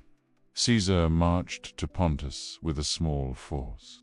He met Pharnacus at Zela, in modern Turkey, ironically, the site where Mithridates had defeated Romans decades earlier. The swift victory. The battle was incredibly quick. Caesar's veterans crushed Pharnacus's army in about 4 hours. The famous phrase, Caesar was so impressed by the speed of his victory that he sent a report to Rome with just 3 Latin words, veni, vidi, vici, I came, I saw, I conquered. This became one of history's most famous quotes, the ultimate expression of confidence and efficiency. The Pompeian remnants. While Caesar had been in the east, Pompey's supporters had regrouped in North Africa. Leaders included Cato the Younger, Caesar's old enemy Metellus Scipio, Pompey's father-in-law, King Juba of Numidia, allied African king with a large army. They commanded approximately 14 legions, plus Numidian cavalry and elephants. Caesar's arrival, late 47 BCE. Caesar landed in Africa with initially just a few legions. His landing was almost disastrous. He allegedly tripped and fell on the beach. Quick thinking, Caesar grabbed handfuls of sand and shouted, "I hold you, Africa," turning a bad omen into a good one. Typical Caesar propaganda. The campaign, the African campaign, was difficult. Enemy forces were larger. Caesar's supply situation was poor. The terrain favored cavalry, which enemies had more of. Numidian King Juba was a powerful ally to the Pompeians. The Battle of Thapsus, April 6, 46 BCE. The decisive battle occurred near Thapsus in modern Tunisia. Caesar's tactics. Caesar used his veteran legion's superiority against the less experienced Pompeian troops. When enemy war elephants charged, Caesar's veterans who'd faced elephants before killed them with disciplined javelin throws aimed at the elephants' eyes and trunks. The elephants panicked and trampled their own troops. Total victory. Caesar's victory was complete. Approximately 10,000 enemies killed. Caesar's losses minimal. The suicides. After the defeat, Cato the Younger, rather than accept Caesar's pardon, Cato committed suicide in Utica. He stabbed himself with his sword. When doctors tried to save him by sewing up the wound, he tore the stitches open and died. Cato's suicide made him a martyr for the Republican cause. It actually damaged Caesar's reputation. Cato's dramatic death statement was, "I will not live in Caesar's tyranny." Metellus Scipio committed suicide after his ship was captured. King Juba committed suicide after his kingdom was conquered. Africa becomes a province. Caesar annexed Africa and created a new province, Africa, Nova New Africa. Return to Rome and quadruple triumph, 46 BCE. Summer 46 BCE. The celebration. Caesar returned to Rome in glory. The Senate voted him unprecedented honors. 4 triumphs in 1 month. Normally, a general got 1 triumph in a lifetime. 10-year dictatorship, various honors and titles. The 4 triumphs. Caesar celebrated triumphs for his victories in Gaul, featuring displays of Gallic warriors. Treasures, reenactments of battles. Egypt, showing exotic Egyptian treasures. Pontus, featuring the Wiki banner. Africa, displaying captured weapons and standards. The spectacle. The celebrations were incredible. Gladiatorial games, mock naval battles. Caesar flooded an area to create a lake for ship combat. Beast hunts, featuring exotic animals, including Rome's first giraffe. Theatrical performances, public feasts for the entire city. Money distributed to citizens and soldiers. Vercingetorix's end in the Gallic triumph. Vercingetorix was paraded through Rome in chains after 6 years of imprisonment. After the triumph, he was ritually strangled in prison, the traditional fate of defeated enemy leaders. The controversy, but there was controversy. In the African triumph, Caesar displayed images of Roman enemies who did, including Cato. This shocked Romans. Triumphs were for victories over foreign enemies, not fellow Romans. It reminded people that Caesar had fought a civil war against Roman, the Spanish campaign, the last battle for 645 BCE, the last resistance. Caesar thought the civil war was over, but he was wrong. In Spain, Pompey's sons Gnaeus Pompey and Sextus Pompey had raised a new army. They commanded about 13 legions of Pompeian loyalists. March 45 BCE, Caesar goes to Spain. Despite being 55 years old and after years of campaigning, Caesar personally marched to Spain. The Battle of Munda, March 17th, 45 BC. The decisive battle occurred near Munda location, debated possibly near modern Montilla, Spain. Caesar's hardest battle. This was perhaps the hardest fought battle of Caesar's career. Both armies were Roman veteran legions, equally equipped, equally motivated. The battle hung in the balance for hours. Caesar's personal intervention. At one critical point, Caesar's line was wavering. Some soldiers were falling back. Caesar, now 55 years old, personally grabbed a shield, pushed to the front line, and reportedly shouted, "Are you not ashamed to hand me over to boys?" Referring to Pompey's young sons, this shamed his veterans into fighting harder. The turning point. Finally, Caesar's 10th Legion broke through on one flank. The Pompeian line collapsed. The slaughter, the retreat turned into a massacre. Approximately 30,000 Pompeians killed. Caesar's losses. About 1,000 still significant. Gnaeus Pompey was captured and executed. Sextus Pompey escaped and would trouble Rome for years to come. The end of the Civil War. The Battle of Munda effectively ended the Civil War. There were no more major Pompeian armies. Caesar had won, but the victory came at enormous cost. Hundreds of thousands of Romans had died in the civil war. The dictator's reforms for 544 BCE. Caesar returns to Rome, September 45 BCE. Caesar was now the undisputed master of the Roman world. He held the position of dictator and was granted this power for life. This was unprecedented. The dictatorship was supposed to be a temporary emergency position, maximum 6 months. Caesar held it for life. But was Caesar a tyrant? This is history's great debate about Caesar. Was he a tyrant destroying the Republic? A reformer fixing a broken system? Both Caesar's reforms. Despite the dictatorship, Caesar enacted many beneficial reforms. 1. The Julian calendar.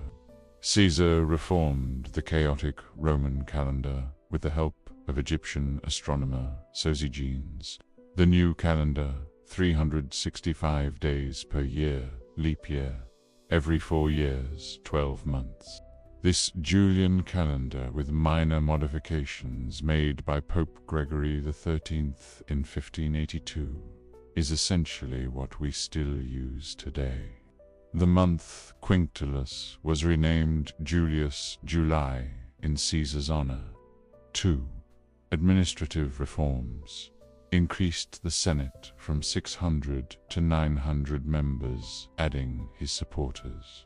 But also capable men from provinces reformed. Provincial administration reduced corruption.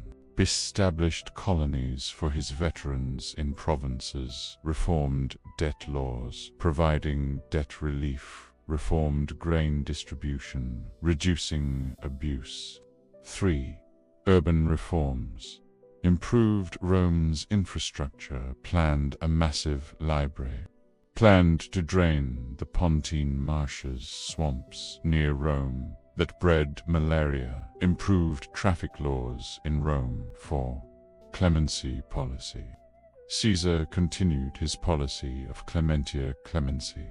He pardoned most of his enemies. He allowed former Pompeians to return to Rome and even hold office. He tried to reconcile with the old aristocracy. This was politically smart, but as we'll see, it would also be his downfall. 5. Social reforms limited the number of people receiving free grain to reduce welfare abuse, encouraged Romans to have more children to increase population, reformed the jury system. 6. The conquest plans. Caesar planned massive new conquests. Campaign against Parthia to avenge Crassus's defeat. He was assembling a huge Armyatine legions for the Parthian campaign. He planned to leave Rome in March 44 BC. The honors accumulate. The Senate, filled with Caesar's supporters, kept voting him more and more honors. His face on coins unprecedented for a living Roman. Month renamed after him July, dictator for life statues all over Rome. The title Pater Patria, father of the fatherland. A golden throne, right to wear a purple toga associated with kings and many more. Was this Caesar's fault? Historians debate. Did Caesar demand these honors? Or did servile senators offer them hoping to curry favor? Or was it a trap by his enemies to make him seem like a king? Probably a combination of all three. The king controversy. Romans hated the word king rex. Rome had been founded by overthrowing kings 500 years earlier. Several incidents suggested Caesar wanted to be king. Incident 1. The Lupercalia, February 15th, 44 BCE. During the festival of Lupercalia, Mark Antony, Caesar's deputy and consul, publicly offered Caesar a royal diadem crown. The crowd's reaction was mixed. Some cheered, some were silent. Caesar refused the crown. The crowd cheered more loudly. Antony offered it again. Again, Caesar refused. Was this a genuine test to see if Romans would accept Caesar as king? Political theater staged to show Caesar didn't want to be king. A plot by Caesar's enemies to damage him. We don't know, but it increased suspicions. Incident 2. Not standing for the Senate. When the Senate came to present him with more honors, Caesar remained seated instead of standing to receive them. This was seen as incredibly disrespectful. Some said Caesar had diarrhea that day, not romantic but possible. Others said it showed contempt for the Senate. The growing opposition.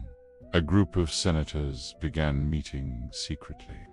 They decided Caesar had to die. Why? Ideological. They believed Caesar was destroying the Republic and making himself king personal. Many had lost power, prestige, or wealth. Fear. They feared Caesar's planned Parthian campaign would make him even more powerful. Jealousy. Many couldn't stand Caesar's dominance. The conspiracy forms. The leaders were Gaius, Cassius, Longinus, had been pardoned by Caesar, given high office by Caesar, but still hated him. Possibly jealous that Caesar hadn't made him praetor when he expected true believer in the Republic Marcus Junius Brutus, Caesar's former protege possibly. Caesar's illegitimate son Caesar had an affair with Brutus's mother Servilia. Caesar had treated Brutus like a son. Caesar had pardoned him after Pharsalus. Caesar had made him praetor, but Brutus was descended from Lucius Junius Brutus, who'd overthrown Rome's last king. Brutus felt the weight of family legacy. He believed killing Caesar was his moral duty. Others.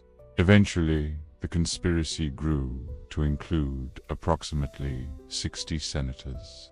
Famous names: Decimus, Brutus, different person. From Marcus, Brutus was Caesar's trusted friend, Gaius, Trebonius, Tilius, Cimber. Many others, mostly men, Caesar had pardoned and promoted the date. They chose March 15th, 44 BCE, the Ides of March. Why? Because the Senate was meeting that day, and Caesar would be there. Also, March 18th was the scheduled departure date for the Parthian campaign. If they waited longer, Caesar would leave with his army, and the opportunity would be lost. The Ides of March 44 BCE. The omens and warnings, March 1st to 14th, 44 BCE. The warnings. According to ancient sources, Caesar received numerous warnings before the Ides of March. 1. The soothsayer. A soothsayer named Spurina warned Caesar, "Beware the Ides of March." Caesar dismissed this as superstition. 2.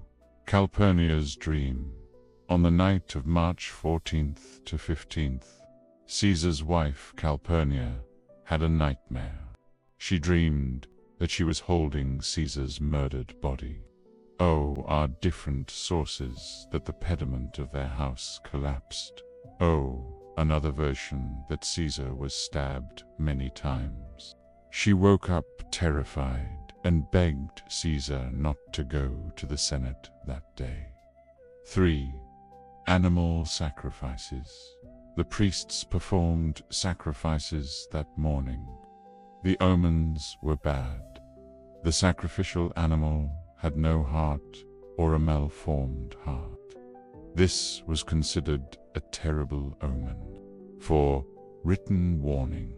A teacher named Artemidorus knew about the conspiracy. He wrote Caesar a note warning him and listing the conspirators. He planned to give it to Caesar on the way to the Senate. Caesar's response. Initially, Caesar decided to stay home due to Calpurnia's pleas and the bad omens. He sent word to the Senate that he wouldn't attend.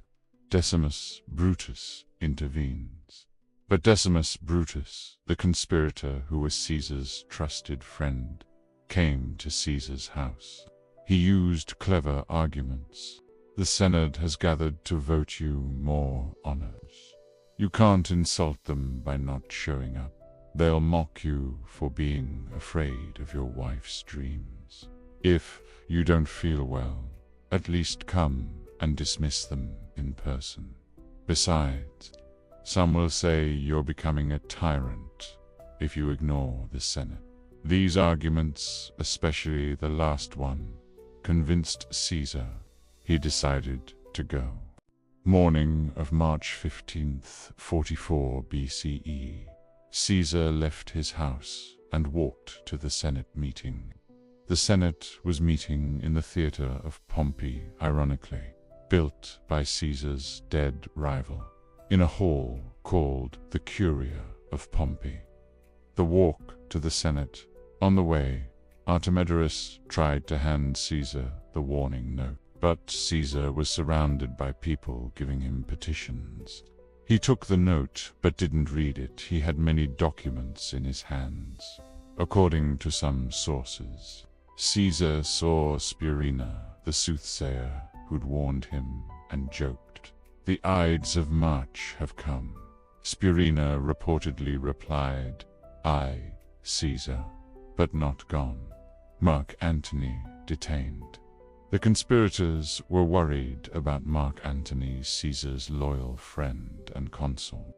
Antony was strong and would defend Caesar. Gaius Trebonius, a conspirator, stopped Antony outside the Senate chamber and engaged him in conversation, deliberately keeping him away.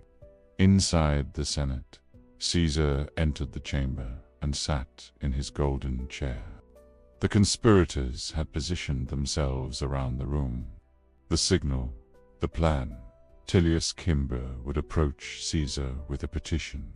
When Caesar refused, Cimber would grab Caesar's toga. This was the signal to attack. The attack begins. Cimber approached and asked Caesar to recall his exiled brother. Caesar refused.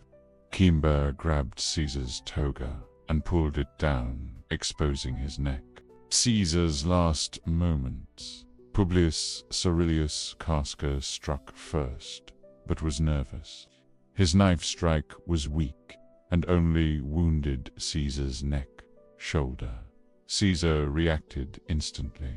Sources say he grabbed Casca's arm and stabbed him with his stylus writing implement, shouting, "Casca, you villain, what are you doing?" The mob attacked, but then all the conspirators rushed in with daggers. It became a frenzied mob attack. Approximately 23 stab wounds. Caesar fought back initially. He tried to escape, blood everywhere. Et2, brute.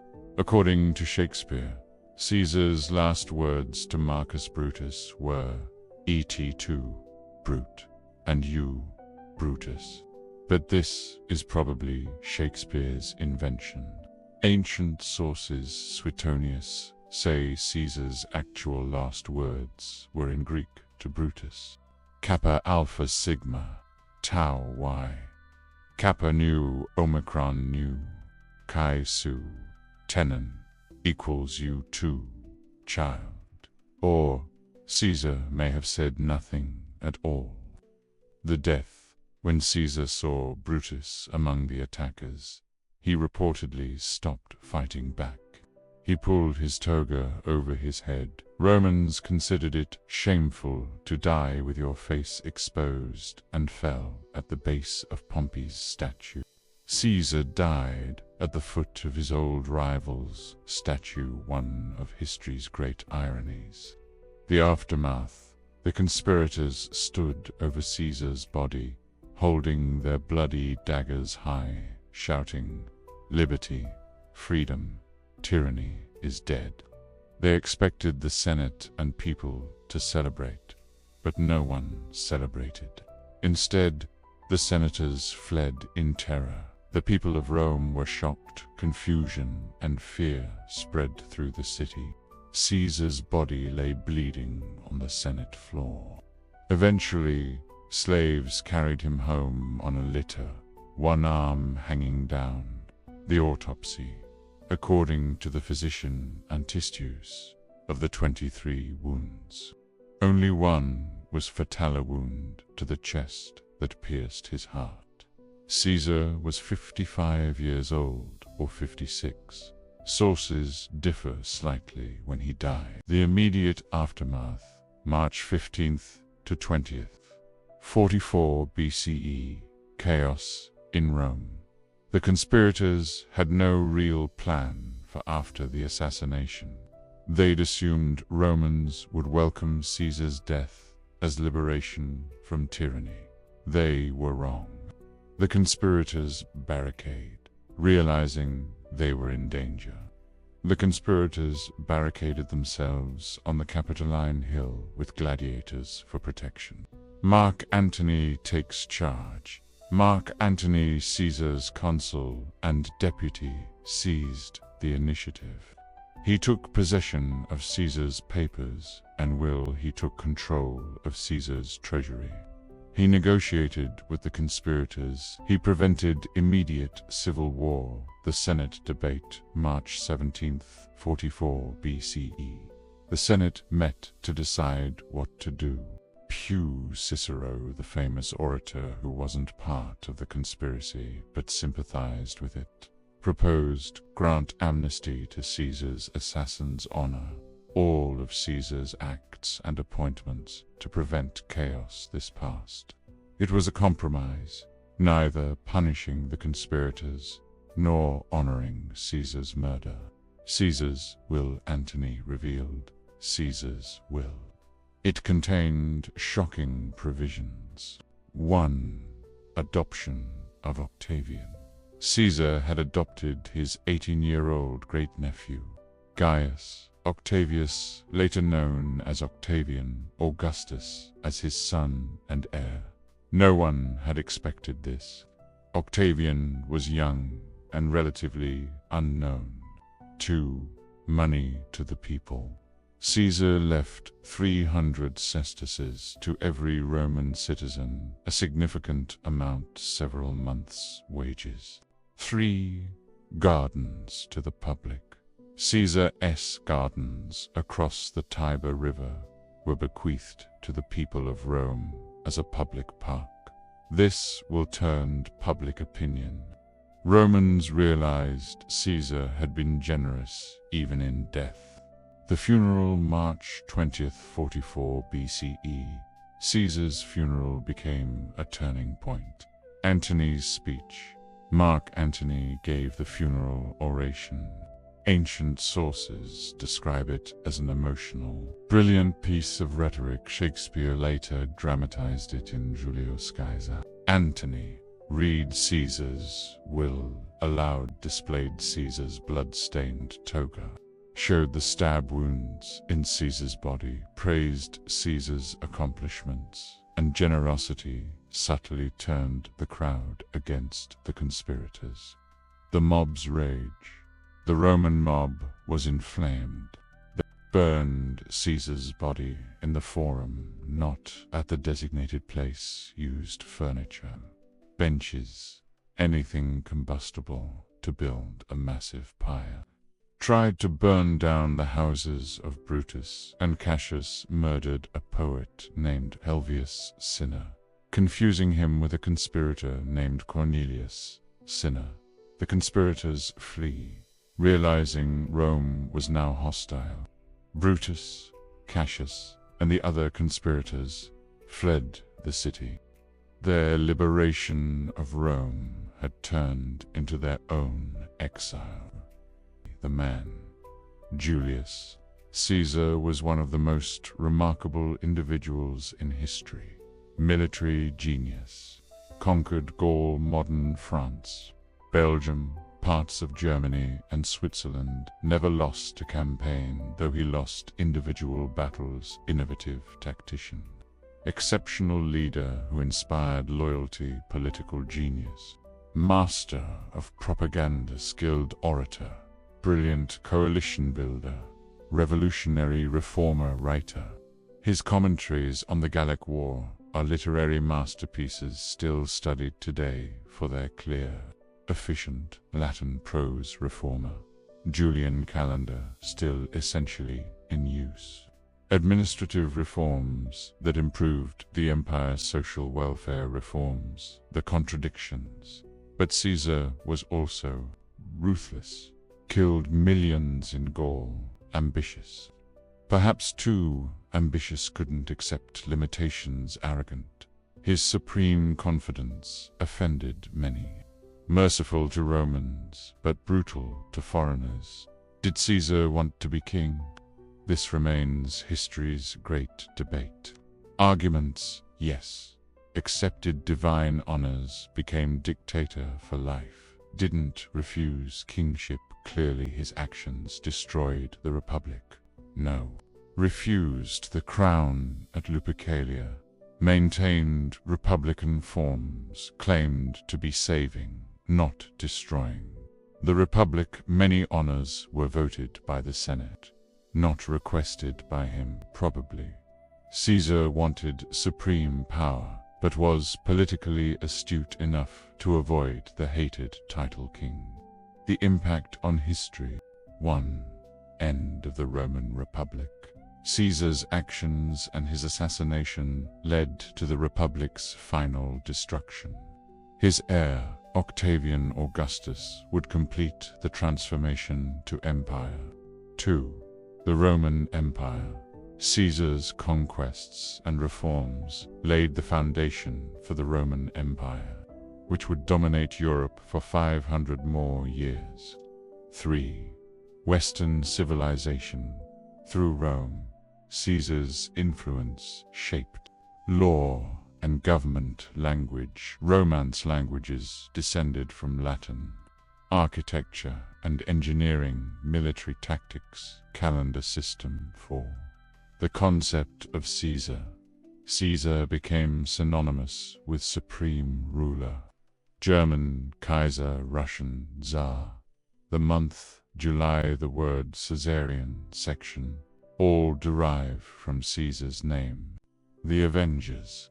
Caesar's assassination didn't restore the Republic. Instead, it led to more civil war. Octavian Augustus, Caesar's 18-year-old adopted heir, proved to be even more politically brilliant than Caesar. He allied with Mark Antony and Lepidus, Second Triumvirate, defeated Brutus and Cassius at the Battle of Philippi, 42 BCE, eventually turned on Antony, defeated Antony and Cleopatra at the Battle of Actium, 31 BCE, became the first Roman emperor, though he cleverly avoided that title. Ruled for 40 years as Augustus completed Caesar's transformation of Rome, from republic to empire. The conspirators, all of Caesar's assassins, died violently within a few years. Brutus and Cassius committed suicide after defeat at Philippi, 42 BCE. Decimus Brutus captured and executed 43 BCE. Others were hunted down and killed, according to legend. Both Brutus and Cassius saw Caesar's ghost before the Battle of Philippi. Cleopatra became Antony's lover, and ally was defeated with Antony by Octavian. Committed suicide allegedly by snakebite, 30 BCE. Her son Caesarion was executed by Octavian. Mark Antony fell in love with Cleopatra, fought Octavian for control of Rome, was defeated at Actium, committed suicide 30 BCE. Caesar's final resting place, the cremation. Caesar's body was burned in the Roman Forum by the mob on March 20th, 44 BCE. The temple, later. Augustus built the Temple of Divus, Julius Temple of the Divine Julius, on the spot where Caesar's body had been burned. Yes, Caesar was declared a god after his death, officially Divus Julius, the Divine Julius. This made Augustus the son of a god, Divi Filius, a powerful propaganda tool. The temple stood in the Forum for centuries. Today, ruins remain, and the site is marked. Tourists and Romans still leave flowers there. Military record. Never lost a campaign over 20 years of warfare, conquered territory equivalent to modern France. Belgium, Switzerland, and parts of Germany, first Roman to cross the Rhine, and invade Germany, first Roman to invade Britain. Won decisive victories against odds Phasaelus. Munda created one of history's most loyal armies. Kill count. Ancient sources claim Caesar's conquests killed over 1 million and enslaved another million. Modern historians debate these numbers, but casualties were certainly in the hundreds of thousands. Political achievement destroyed the corrupt but traditional republic, laid groundwork for the Roman Empire, reformed Roman administration, calendar, and society, changed the course of Western history. Personal character: brilliant, charismatic, ambitious, merciful to Romans, brutal to foreigners, supremely confident, some would say, arrogant, complex personality capable of great kindness and terrible cruelty. The ultimate question: was Caesar a tyrant who destroyed freedom? A great man who brought order to chaos? A necessary evil? All of the above. History still debates this 2,000 years later. What is clear: Julius Caesar was one of the most influential individuals who ever lived. The world was fundamentally different after him than before. His life was a drama of spectacular triumphs and failures, brilliant victories and tragic mistakes, revolutionary changes and conservative resistance, love and betrayal, glory and death. Shakespeare's Caesar. Shakespeare captured something essential about Caesar in his play. In death, Caesar's ghost haunts Brutus and says, "Thou shalt see me at Philippi." Indeed, Caesar's spirit, his reforms, his legacy, his very name haunted Rome and the world long after his death. The final verdict: was Caesar Rome's greatest general? Militarily, yes, arguably. His conquest of Gaul, his speed of maneuver, his tactical brilliance, his ability to inspire soldiers, few generals in history match him. But Scipio Africanus defeated Hannibal Pompey, conquered the East Augustus, built an empire that lasted 500 years. The debate continues. What's undeniable: Julius Caesar was one of the most extraordinary human beings who ever lived. Epilogue. Caesar in memory. His last hours. Caesar woke on March 15th, 44 BCE, a man who had conquered the known world. By mid-afternoon, he lay dead, murdered by his friends, at age 55. If Caesar had lived, historians endlessly debate. What if Caesar had survived? Would he have conquered Parthia? Would he have restored the Republic as he claimed? Would he have declared himself king? Would he have been an even greater reformer? We'll never know. Caesar's own words. Caesar once said, "I had rather be first in a village than second at Rome." He achieved his ambition. He was first at Rome. But the cost was his life. The date, March 15th, the Ides of March, became forever associated with betrayal, assassination, and the death of greatness.